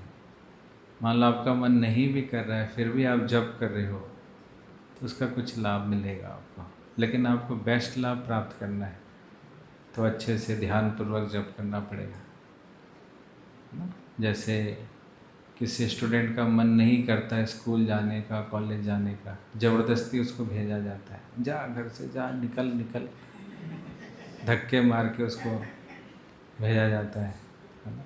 तो घर बैठने से अच्छा है कि वो स्कूल में मुंह फुला के बैठ जाए है कि नहीं? कुछ तो सुनेगा टीचर, कुछ तो चलो इतने चैप्टर हो गए, एटलीस्ट ये पता चलेगा, है ना? कुछ कॉन्सेप्ट समझना है, चलो ये हो गया, ये हो गया, ऐसा कुछ तो हो जाएगा। इस प्रकार से हम स्पिरिचुअल ना भी हो, लेकिन फिर भी रिचुअल्स को भी करते रहते हैं, तो कुछ तो हमारा फ़ायदा होता है। लेकिन कोई चाहे कि नहीं ऐसे ही हम करते रहें, जीवन भर रिचुअल ही करते रहें, तो फिर कोई लाभ नहीं। धीरे धीरे हमें इसको भाव से करना है, अच्छे तरीके से करना है, समझ के करना है, श्रद्धा के साथ करना है, तब उसका पूरा प्रभाव आता है। समझा? और कोई प्रश्न? हाँ जी। तो जैसे आप राधे कृष्णा खड़े हुए थे और बलराम जी थे और सुभद्रा जी थी, हाँ तो जी। उनके नाम हो गए जगन्नाथ जी, बलदेव जी, और उनका सुभद्रा जी का तो शायद इसके लिए सुभद्रा जी वही है। और उनका नाम चेंज क्यों नहीं हुआ? उनका नाम चेंज नहीं हुआ, सुभद्रा जी। हाँ जी।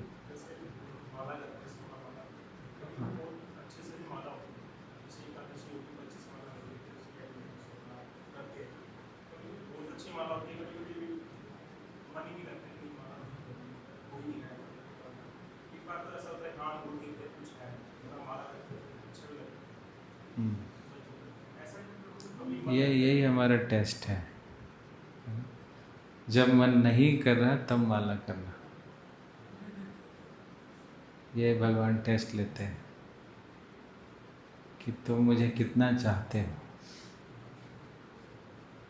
कि मन नहीं भी है फिर भी तुम मेरा स्मरण करने का प्रयास करो। इससे भगवान प्रसन्न होंगे, है ना? ये भगवान को ज़्यादा आकर्षित करेगा कि आपका मन नहीं भी था फिर भी आपने भगवान की, जहाँ आपने अपनी प्रसन्नता नहीं देखी, आपने क्या देखा? भगवान की प्रसन्नता। तो दिस विल प्लीज कृष्णा। भगवान हमारे लिए इतना कुछ करते हैं, कितना कुछ करते हैं ना, सब कुछ तो वही कर रहे हैं, हम क्या कर रहे हैं? तो क्या हम भगवान की प्रसन्नता के लिए इतना भी नहीं कर सकते? है ना? कि जब मन ना करे फिर भी भगवान के लिए सेवा करना, उनका जप करना, कीर्तन करना, ना भी करे तो ये हमारा टेस्ट है। तो इसको इस व्यू से देखोगे तो फिर ठीक हो जाएगा, मन ठीक हो जाएगा। ओके? हाँ। सटल बॉडी के मेंटेनेंस के लिए हमें माला करना जरूरी होता है। इसका कंडीशन तो आ गया, लेकिन नंबर ऑफ राउंड्स कितने करने हैं? जैसे अगर माला छूट जाए तो 5 से माला करी, उनकी बहुत सटल बॉडी सही लगने लगती है, माइंड कंट्रोल हो गया, लेकिन करनी तो 16 माला है। तो वो कंडीशन कैसे आएगा? 16 माला की करनी है, उससे ज़्यादा माइंड खेल जाता है, माइंड खेल जाता है। तो इसलिए डिसिप्लिन है, 16 राउंड्स का जो है डिसिप्लिन है। जैसे स्कूल का हमने डिसिप्लिन, कॉलेज का डिसिप्लिन, ऑफिस का डिसिप्लिन, हर एक चीज़ का डिसिप्लिन है ना, वैसे चैंटिंग का भी डिसिप्लिन है कि 16 राउंड्स चाहे मन करे या ना करे फिर भी करना है। मन पे छोड़ देंगे कि तुम्हारा जब मन करेगा तब करना, तो पता नहीं मन कब करेगा। नहीं, वो तो हम भूल जाओ। अगर मन पे ही होता तो फिर हम इधर होते ही नहीं। इधर है इसका मतलब मन नहीं है, तभी इधर है। और मन कृष्ण में होता तो हम इधर होते ही नहीं। तो इसलिए मन को लगाना पड़ता है, मन लगता नहीं है। अब सोचो जब मन लगेगा तब करेंगे, तो ये दिन तो पता नहीं कब आएगा। इसलिए मन को लगाना पड़ता है। इसलिए भगवान कहते हैं तेसाम सतत युक्तानाम, युक्त होना पड़ता है, लगाना पड़ता है, अपने आप को थोड़ा खींचना पड़ता है। लेकिन जब हम खींच लेते हैं अपने आप को, सिचुएट कर लेते हैं, फिर अच्छा भी लगने लगता है। ऐसा भी जैसे सुबह उठने की इच्छा नहीं होती है, लेकिन किसी तरह से हम संघर्ष करके उठ जाते हैं, स्नान कर लेते हैं, तो फिर अच्छा भी लगता है कि नहीं? दिन भर हमारा अच्छा हो जाता है। और उसे मन करा थोड़ा सो जाओ सो जाओ सो जाओ, सुबह निकाल दिया और पूरा दिन भर क्या हो जाता है? खराब हो जाता है। तो फोर्सफुली भी अगर हम अच्छा कार्य करते हैं तो इनिशियली वो कड़वा हो सकता है, थोड़ा बिटर हो सकता है, लेकिन बाद में वो क्या हो जाता है? मीठा हो जाता है। तो इसलिए कैसा लग रहा है ये मत देखो, क्या सही है क्या गलत है ये देखो। आप फीलिंग्स पे जाओगे तो कंफ्यूज हो जाओगे। Feeling are always illusionary, and what is right and what is wrong, ये हमें देखना चाहिए, है ना। जैसे मान लो अभी रोड पे गए या कॉलेज जाते हो, आप ऑफिस जाते हो, आपको सुंदर स्त्रियां दिखती होंगी, लड़कियां दिखती होंगी, वेल ड्रेस्ड, हो सकता है वो आपकी तरफ भी देख रही हो, है ना। तो मन आपका क्या बोलेगा, क्या बोलता है? हाँ, एक बार देखने में क्या जाता है? कुछ जाता है क्या? कोई फीस लगता है क्या? नहीं? देख लो, हो सकता है कृष्ण ने ही भेजा हो।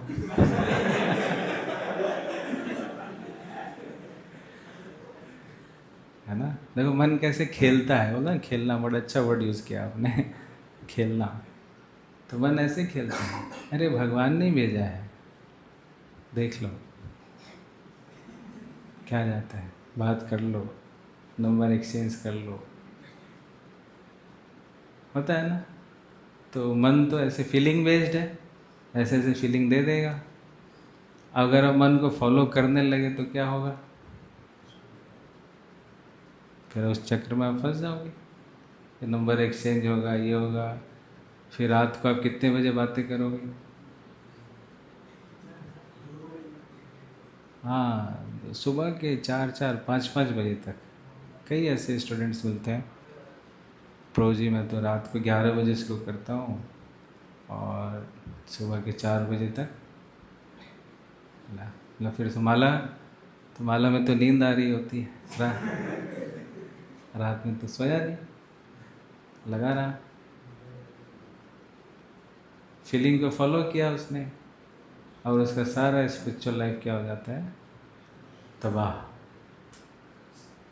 होता है। मॉर्निंग प्रोग्राम करेगा नहीं, माला करेगा नहीं, फंस गया, वो ट्रैप में फंस गया। तो फीलिंग्स हमेशा आपको फंसाएगी। तो फीलिंग्स पे इतना ज़्यादा हमें ध्यान नहीं देना चाहिए, क्या सही है क्या गलत है इस पे ध्यान देना चाहिए। क्या ऐसे देखने से, ऐसे बातचीत करने से मेरा स्पिरिचुअल लाइफ ख़त्म हो जाएगा, तो नहीं देखना। हो सकता है कि आपको बुरा लगे, अरे इतनी सुंदर लड़की क्यों नहीं देखने दे रहे, क्या हो जाएगा ऐसा, प्रभु जी थोड़ी यहाँ पे, है ना। यू मे फील हर्ट, बुरा लग सकता है, लेकिन वो सही है। तो सही को करने में अगर बिटर फीलिंग्स आती है, कड़वापन आता है, तो उसको सहन कर लेना चाहिए। और ख़राब करने में अगर मिठास की अनुभूति होती है तो हमारे लिए जहर है वो। आपने स्वीट पॉइजन का नाम सुना है?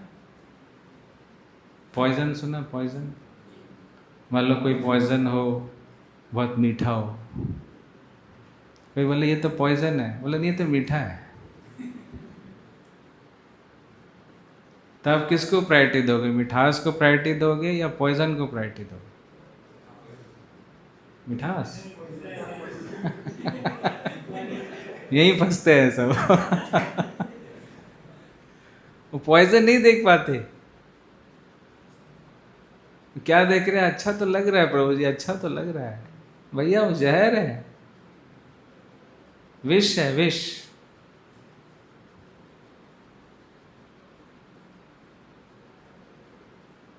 जैसे वो बम्बल भी होता है, बम्बल भी है ना, कमल का फूल होता है, कमल का फूल में वो जाता है, उसको खुशबू अच्छी लगती है, वो जाता है, गुनगुनाता हुआ पहुंच गया वहाँ पे, वो मदहोश हो रहा है उसके अंदर। और जैसे शाम होता है, कमल का फूल क्या होता है, क्लोज, वो बम्बल भी बेचारा घुट घुट के मर जाता है। ये ऐसा है। इसलिए जो भी मटेरियलिस्टिक सेंस ग्रेटिफिकेशन है, ये हमारे लिए क्या है, विश। लेकिन ये विश कैसा है, स्वीट। तो स्वीटनेस के चक्कर में हम पॉइजन पी रहे होते हैं, और जब पॉइजन पी लेते हैं तो अच्छी बातें हमेशा कड़वी लगती है। कोई आपको अच्छी बात बोले ना, प्रभु जी आप मंगला आरती के नहीं उठता, क्या कर लोगे? 16 माला के नहीं करूँगा, आपको क्या जाता है? These are the sign of poisoned state of mind। कि अच्छी बातें उसको क्या लगेंगी? कड़वी लगेंगी, और ख़राब बातें उसको अच्छी लगेंगी। अरे आजकल कौन सी मूवी रिलीज़ हो रही है, बताओ जल्दी बताओ, फर्स्ट डे फर्स्ट शो देखेंगे, समझ रहे? तो खराब चीज़ें अच्छी लगने लगती है और अच्छी चीज़ें खराब लगने लगती है, कड़वी लगती है। These are the symptoms. तो अपने लक्षणों से हमें समझना चाहिए कि हमारी मानसिक स्थिति क्या है। तो फीलिंग बेस्ड बिहेवियर होगा तो हमेशा हम फंसेंगे। समझ पा रहे? तो डिसीजन कभी भी फीलिंग बेस्ड मत रखो। What is right and what is wrong, feeling में भी गुड, फीलिंग में भी बैड। जो सही है वो करना है और जो गलत है उसको नहीं करना। ये हमारा अप्रोच होना चाहिए टू लिव आवर लाइफ। फिर आप प्रोटेक्टेड रहोगे, सेफ रहोगे, और जीवन में जिस फील्ड में भी जाओगे बहुत ग्रो करोगे, और स्पिरिचुअल लाइफ भी बहुत अच्छी होगी। फीलिंग बेस्ड रखोगे, हमेशा परेशान रहोगे। समझ आ रहा है? तो इसलिए जैसा 16 माला का जब हमें अच्छा लगता है, बुरा लगता है, जैसा लगता है उसको करना है। सुबह उठना अच्छा लगता है, बुरा लगता है, जैसा लगता है सुबह उठना है। भक्तों का संग, क्लासेस अटेंड करना अच्छा लगता है, बुरा लगता है, उसको करना है। बस रैशनल इंटेलिजेंस, बुद्धि के स्तर पे बुद्धि योग, इसको कहते हैं बुद्धि योग। What is right and what is wrong, just choose that. जो रॉन्ग है उसको रिजेक्ट करो, और जो राइट है उसको सेलेक्ट करते चले जाओ। और कहीं वीक पड़ते हो आप कि मुझ में वो डिसीजन लेने की शक्ति नहीं है, मैं कंफ्यूज हो जाता हूँ, मैं हमेशा रॉन्ग ही चूज़ करता हूँ, राइट तो 20% करता हूँ, 80% तो गलत ही, इमोशन फीलिंग बेस्ड मेरे डिसीजंस हैं, मैं वीक हूँ। तो इस स्थिति में क्या करना चाहिए? क्या करना चाहिए? जो स्ट्रांग है उनकी हेल्प लो। सिंपल है। अर्जुन इतना स्ट्रांग था लेकिन इनडिसिसिव हो गया, क्या करें? युद्ध लड़ना है नहीं लड़ना, वो बहुत परेशान हो गया, डिस्टर्ब। तो उसने हेल्प लिया ना। किसका हेल्प लिया? भगवान का हेल्प लिया, कृष्ण का हेल्प लिया। तो when we are confused, when we are indecisive, when we are trapped, फंस गए, टेक हेल्प। टेकिंग हेल्प जो है वो विनम्रता का लक्षण है, वीकनेस का लक्षण नहीं है। नहीं समझ, मैं क्यों हेल्प मांगू किसी का, मैं तो बहुत स्ट्रांग हूँ, मैं अपने बलबूते पे सब करता हूँ, आज तक मैंने किसी की सहायता नहीं मांगी, तो क्यों इनकी सहायता मांगू? ये सब ईगोइस्टिक इश्यूज है, अहंकार का इशू। तो जब हम वीक पड़ते हैं, गलत होते हैं, तो सहायता मांगिए, भक्तों की शरण में रहिए, वहाँ से आपको शक्ति मिलती है। सही और गलत की पहचान हम सही रूप से कर पाते हैं। समझ आया? Okay, any other? या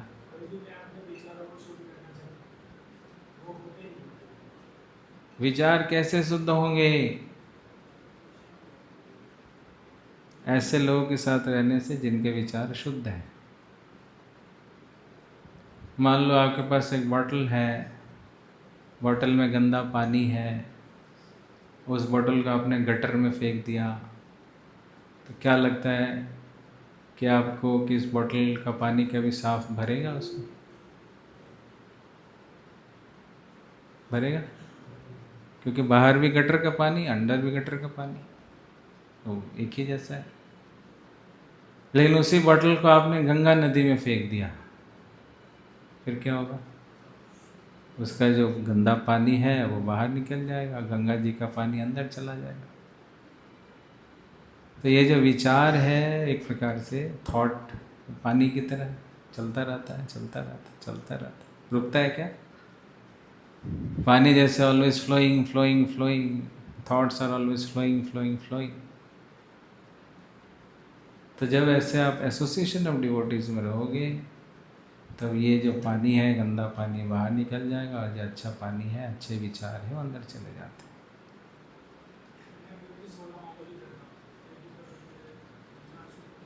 तो संगत संगत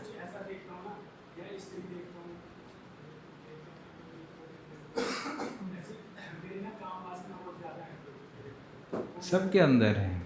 ये लोग बोल नहीं रहे, वो अलग बात है। आप ऑनेस्ट हो, बोल रहे हो, लेकिन हम जितने भी बैठे हैं सबके अंदर उसी वासना के कारण तो इधर बैठे हैं, है ना। लेकिन उससे डील कैसे करना है ये हमें सीखना है। यही हमारा सबसे बड़ा दुश्मन है। गीता में युद्ध के मैदान में भगवान काम वासना को बीच में कहाँ से ले आए? लाए ना। 3rd चैप्टर में कईयों को लगता है प्रभु ये काम वासना बीच में कहाँ से आ गया? कह रहे तुम्हारा सबसे बड़ा शत्रु काम है। न इधर दुर्योधन की बात हो रही है, न किसी की बात, ये काम बीच में कहाँ से आ गया? तो भगवान को पता है हमारी क्या वीकनेस है, हमारा सबसे बड़ा शत्रु क्या है ना। तो उसका उपाय भी बतला रहे हैं। समस्या तो है ही, जिस देह में, पुरुष देह में हम हैं, तो हमारा सबसे बड़ा शत्रु यही है, काम, लस्ट है। क्लैपिंग कर दो। दिस बॉडी, जिस बॉडी में, जिसमें आप रह रहे हो, उस बॉडी का सबसे बड़ा शत्रु भगवान ने बोल दिया, तो इसमें डाउट क्या है? कितना भी उसको छिपा लो जी, नहीं नहीं मेरे अंदर तो राम है, काम नहीं है। भैया पता है, मुंह में राम राम, बगल में छुरी, है ना। We have this body. अब Krishna is telling us in Bhagavad Gita that is the problem, specially in the male body, है ना। तो उसको एडमिट करो और उससे कैसे डील करना ये सीखो, है ना। तो ऐसा नहीं है कि इस पे आप विजय प्राप्त नहीं कर सकते, कर सकते हैं। कुछ स्टेप्स हैं, स्टेप्स को फॉलो कीजिए। उन चीज़ों से दूर रहिए जिससे आपकी काम वासनाएं बढ़ती हैं। उन लोगों की संगत ज़्यादा कीजिए जिनकी काम वासनाएं संयमित हैं, कंट्रोल्ड हैं, जो उसके पीछे भाग नहीं रहे। आप ऐसे लोगों के बीच में रहोगे जो पूरा दिन भर उसी के पीछे भाग रहे होते हैं, तो हमारे अंदर भी तो इच्छा जागृत होगी। जैसे यहाँ हम 1 घंटे से बैठ के, 2 घंटे से बैठ के भगवान के रस में चर्चा, कोई काम वासना आ रहा है? कोई लस्टी थॉट आ रहा है? कहाँ गया सब? नहीं आ रहा ना, क्योंकि ऐसे डिस्कशन नहीं हो रहा। लेकिन ऐसे संगत में आप रहोगे जो दिन भर यही चर्चा कर रहे हैं, ऐसे ही बातें हो रही हैं, तो फिर क्या होगा? ऐसे विचार जिसके अंदर नहीं भी है उसके अंदर ही पैदा हो जाता है। इसलिए एसोसिएशन का बड़ा फर्क है। किन लोगों के साथ हम बातचीत करते हैं, किन लोगों के साथ उठते हैं, बैठते हैं, कैसा हमारा एसोसिएशन है, वैसे हमारी विचारधारा बन जाती है ना। तो 2 चीज़ों करनी है। एक, उन चीज़ों से बचें जो काम वासनाओं को बढ़ाती है, स्टे अवे फ्रॉम दैट। और ऐसे लोगों की संगत को बढ़ाएं जो लस्ट के पीछे नहीं भाग रहे। जो भाग रहे हैं उनके साथ रहेंगे तो हम भी ऐसे बन जाएंगे। जो नहीं भाग रहे हैं, जो उसके विपरीत जा रहे हैं, जो राम को प्राप्त करने का प्रयास कर रहे हैं, काम को नहीं, भगवत प्राप्ति के पथ पे हैं, उनकी संगत बढ़ाओ और इन चीज़ों से दूर रहो जो हमारी काम वासना को बढ़ाती है। 2 चीज़ें कर लीजिए, अपने आप धीरे धीरे वो कम हो जाएगा। एकदम ज़ीरो तो नहीं होता, वो फिर शांत हो जाता है, चुपचाप हो जाता है। जीरो कब होगा? जब ये शरीर छोड़ेंगे। भगवान कह रहे हैं कि जब तक तुम्हारा ये भौतिक देह है तब तक भौतिक विचार आते रहेंगे। भौतिक देह ले लिया, धारण कर लिया तो आएंगे, लेकिन उसको आप कंट्रोल कर सकते हैं, संयमित कर सकते हैं, सबड्यू कर सकते हैं, है ना। और फिर ऐसा अपना जीवन बनाए कि दोबारा से भौतिक शरीर प्राप्त ना हो। फिर भौतिक शरीर मिलेगा, फिर भौतिक इच्छा बनी रहेगी, तो दोबारा से भौतिक देह प्राप्त ना हो, आध्यात्मिक देह प्राप्त हो, है ना। मरना तो है ही हम सबको। कोई है जो कह सकता है कि नहीं मैं नहीं मरूंगा प्रभु जी? कोई कह सकता है? जब मरेंगे तो फिर चाहे तो भौतिक शरीर ले लो या स्पिरिचुअल बॉडी ले लो, दो ही ऑप्शन है। वो डिसीजन कब करना है हमें? कब सोचना उसके बारे में? अभी से सोचना पड़ेगा। अब लगे नहीं जब मरने वाला होऊंगा ना तब सोचूंगा, जब मरने वाला तब बोल दूंगा हरे कृष्णा और स्पिरिचुअल बॉडी मिल जाएगी। ऐसा नहीं होता। Right now we have to decide which way we have to go. सोच लीजिए आज से 50 साल 70 साल के बाद आपको कैसी बॉडी चाहिए। जैसे स्कूल में हम पढ़ते हैं ना, आपको तुम्हें कैसा कॉलेज चाहिए। आईआईटी में जाना है तो उसकी तैयारी शुरू कर दो, मेडिकल में जाना है उसकी तैयारी शुरू कर दो, करते ना। ऐसा तो नहीं आईआईटी जेईई के वाले एग्ज़ाम के दिन बैठ के बोलता है तो भैया एग्ज़ाम ही देना है डायरेक्ट, तो उसका कभी सिलेक्शन होगा? डायरेक्ट एग्ज़ाम में जा कर के बैठ जाए, होगा कभी? नहीं होता। तो इसमें कैसे हो जाएगा, है ना। और उस एग्ज़ाम से तो डिफ़िकल्टी होना चाहिए वाला एग्ज़ाम। तो इसलिए ह्यूमन लाइफ जो बहुत प्रेशियस है, क्योंकि इसी जीवन में हम निर्णय ले सकते हैं कि अगला जन्म हमें क्या करना है। अब पिछला जो हमने किया वो अभी मिल चुका है, अब क्या कर सकते हैं, आगे हम क्या करना है वो हम अभी निर्णय ले सकते हैं और उसी हिसाब से अपने जीवन को चलाना चाहिए। दुनियादारी को देख करके जीवन मत चलाओ, फंस जाओगे। ये तो ऐसा करता है, उसके तो बड़े बड़े बाल हैं जी, घोंसले वाले बाल हैं, तो मैं भी घोंसला रखूँगा प्रभु जी, है ना। रखो घोंसला, उसमें 2-3 अंडे डाल दो, तो क्या निकलेगा उसमें से? चूजे निकल जाएंगे, है ना। तो डोंट सी दुनिया क्या करी, ये फैशन है वो फैशन, टाइम वेस्ट कर रहे हैं। वो सब हो चुका है, वो पिछले जन्मों में हिप्पी कट, ये कट वो कट सब कर चुके, है ना। This life should be focused कि अब दोबारा से ये भौतिक देह नहीं प्राप्त करना, हो चुका जो करना था। अब ऐसा जीवन जीना है कि आध्यात्मिक शरीर प्राप्त हो, है ना। इस विचारधारा से आप चलोगे तो लस्टी डिजायर अपने आप पीछे चला जाएगा। जब ये सोचोगे नहीं मुझे तो अपनी सारी इच्छाएं पूरी करनी है, ये करना वो करना, तो लस्टी डिजायर कभी नहीं समाप्त होता, है ना। भागवत में बहुत सारे प्रसंग हैं। ययाति महाराज बूढ़े हो गए, फिर भी कह रहे हैं कि मुझे अपनी जवानी दे दो, बेटे से मांग रहे अपनी जवानी दे दो। क्यों भैया? तो मेरी बहुत कामों की इच्छाएं हैं, पूरा नहीं हुआ बेटा। अब लोग बेटा को कैसा लग रहा होगा बाप उससे जवानी न मांग रहे। तो लोग बुढ़े हो जाते हैं लेकिन लस्टी डिजायर नहीं जाते। ये भी नहीं सोचना हम बुढ़े हो जाएंगे तो लस्टी डिजायर चला जाएगा, नहीं जाता। उनको मौका नहीं मिलता है, उनको शरीर वैसा थोड़ा कमज़ोर हो गया इसलिए कुछ कर नहीं पा रहे बेचारे। बोलते हैं हम तो बड़े संत बन गए हैं, है ना। जाता नहीं। जब तक भगवान की भक्ति नहीं करेंगे तब तक हम काम से मुक्त नहीं हो सकते, असंभव है। कोई बोलता है तो बोले झूठ बोलते हो, ऐसा हो ही नहीं सकता, है ना। काम से मुक्ति के लिए भगवत भक्ति ही एक मार्ग है और कोई दूसरा मार्ग नहीं। है ना? क्लियर हुआ? हाँ जी। हाँ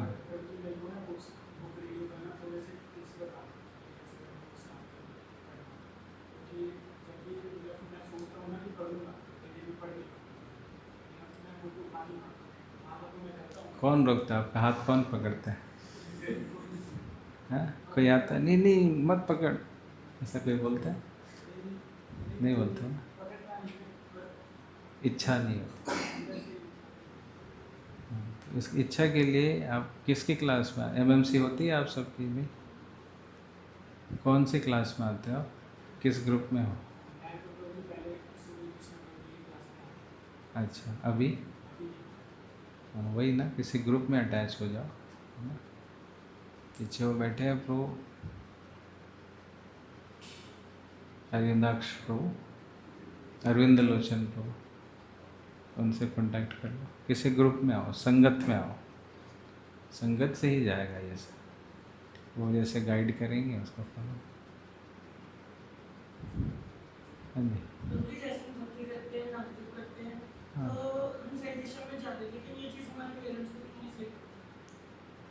पेरेंट्स का लाइफ अलग है, आपका लाइफ अलग है। प्रहलाद महाराज ने कभी पेरेंट्स को प्रीच नहीं किया, है ना? उनके पेरेंट ने कितना उनको सताया, फिर भी वो भक्त बने रहे, है ना? और दिक्कत होगी उनको, तो उनको बोलो मत इस्कॉन जा रहा हूँ। उनको लगता है मेरा बेटा हाथ से चला गया, मेरे बुढ़ापे का सहारा कौन होगा, है ना? और उनको ये नहीं पता कि यही बेटा मेरा सहारा, असली सहारा यही है। जब मैं मरूंगा तो मेरे आगे हरि नाम यही करेगा, मेरे आगे भगवद गीता यही पढ़ेगा। जब मेरी चिता जलाई जाएगी तो यही भक्तों को बुलाएगा इस्कॉन मंदिर से, और भक्त लोग वहाँ क्या करेंगे? हरि नाम संकीर्तन करेंगे। उसको उनको पता नहीं है सब, तो अज्ञानता में। लेकिन आपको यह सब करना है, ठीक है ना? उनको ये लग रहा है हमारा बेटा हाथ से स्लिप कर गया, चला गया, छोड़ गया, बाबा जी हो गया। हाँ वो कहते हैं हमारा कल्चर नहीं है। कल्चर नहीं है? क्या कल्चर है हमारा? मैं सिख फैमिली से। हाँ तो कहते हैं कि इस्कॉन मतलब हमारा कल्चर नहीं है। क्यों? सिख तो गुरु नानक देव, सिख तो वहीं से आए ना। गुरु नानक देव जगन्नाथपुरी में गए, बोलो उनको, पता है आपको? देखो आपको पता ही नहीं। गुरु नानक देव जी जगन्नाथपुरी गए हैं। जगन्नाथपुरी में एक गुरुद्वारा भी है ना? वहीं पे थे गुरु नानक देव। गुरु नानक देव भगवान के बड़े भक्त हैं।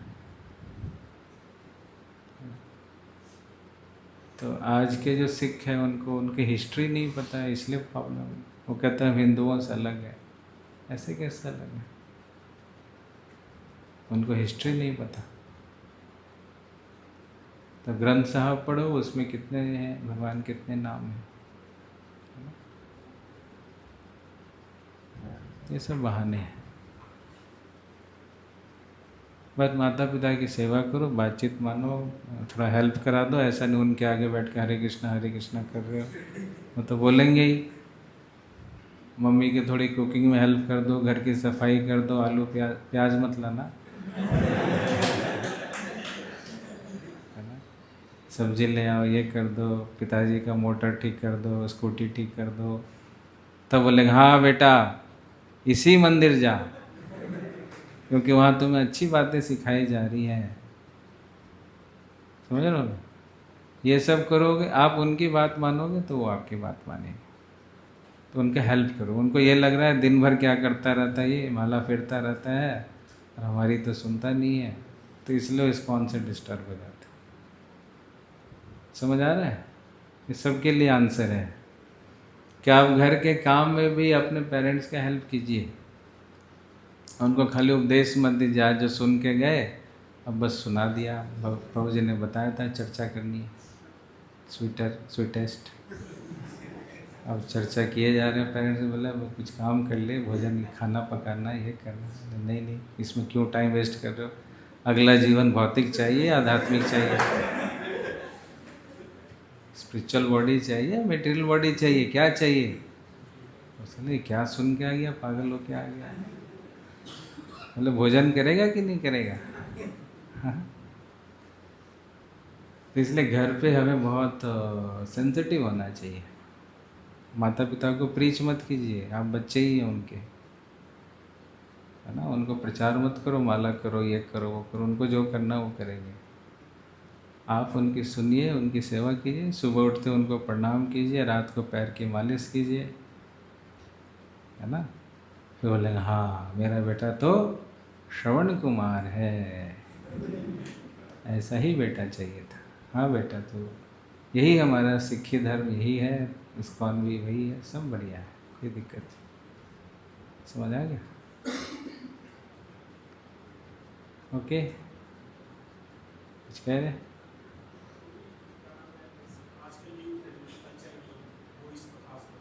हाँ चार दोस्त बैठे हैं ना, तो एक चला गया तो तीनों मिलके एक बुराई कर रहे हैं, दूसरा बोल रहा है कि यहाँ बुराई नहीं करते, या तो सिर्फ कमी बता दो।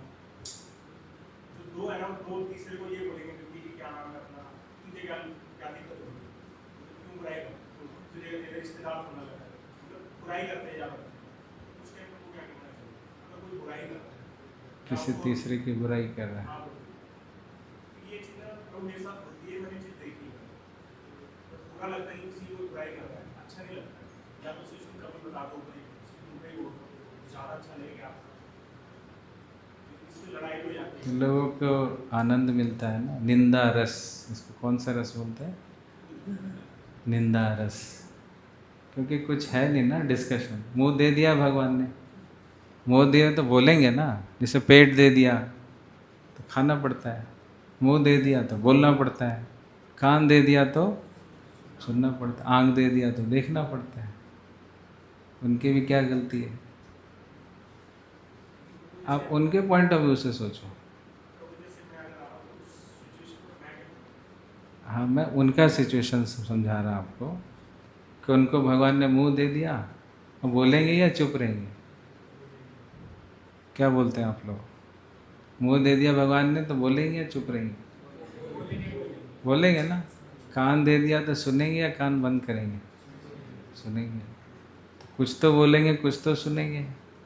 अब उनके अंदर ऐसे कृष्ण भक्ति तो है नहीं, या ऐसा कोई सत्संग तो करते नहीं, या ऐसा कोई गीता पाठ तो करते नहीं, तो फिर वो क्या बोलेंगे? वही बोलेंगे जो अंदर है, तो बोल रहे। तो वेयर इज द प्रॉब्लम?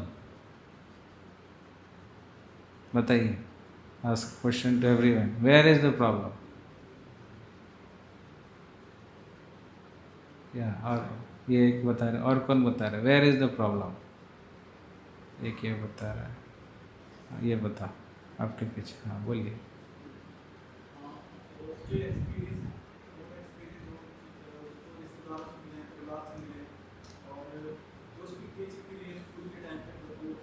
जो उसके पास स्टफ है वो बोल रहा है ना?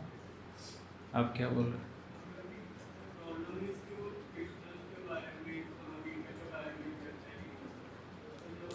हाँ, क्योंकि उसको पता नहीं है। तो उन लोगों को हमें गलत दृष्टि से नहीं देखना चाहिए, हमें ये देखना चाहिए कि they don't know it, that's why they are doing this. तो have some compassion upon them, not hatred against them. समझ आ रहा है?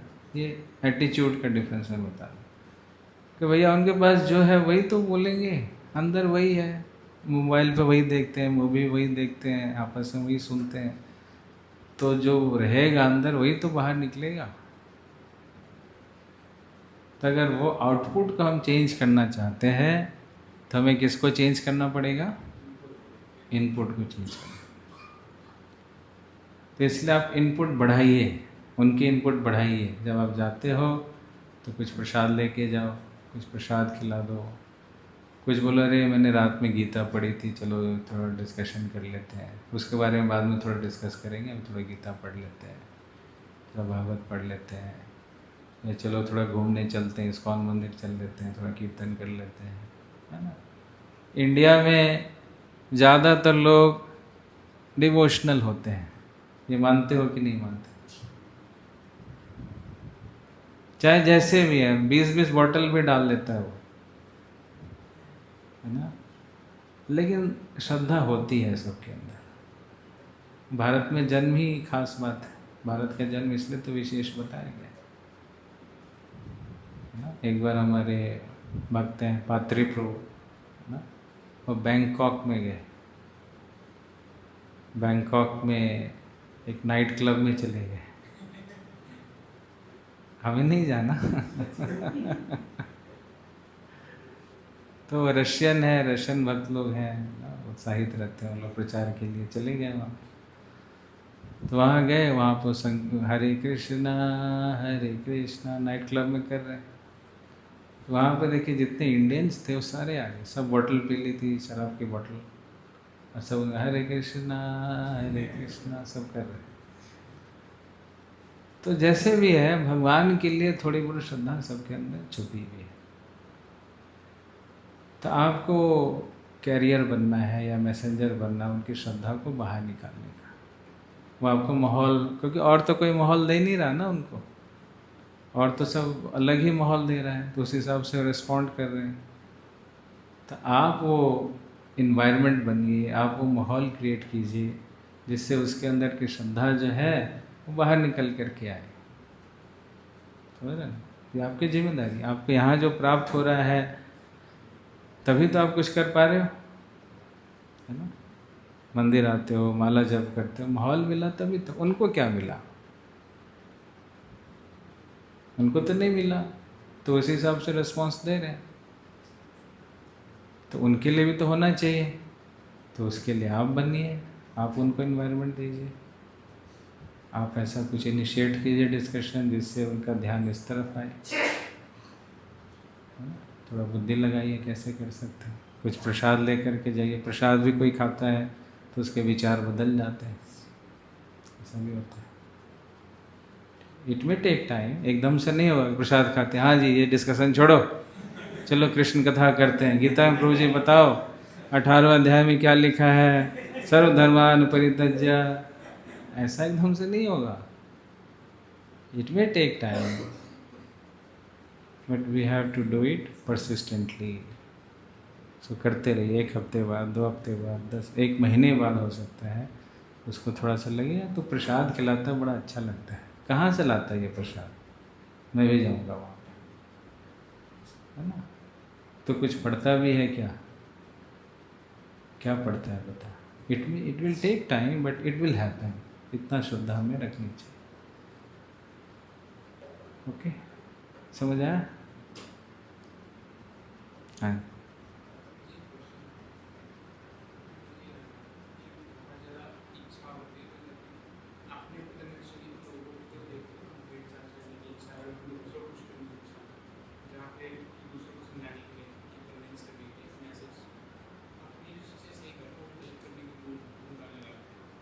टाइम कितने बजे तक था क्लास का?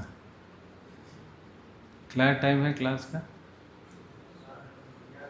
हाँ, 11 बजे तो शुरू था। अंत क्या है टाइम? आपके IVF क्लास का टाइम क्या है? कोई पता ही नहीं? अनलिमिटेड? कैसे स्पेशल?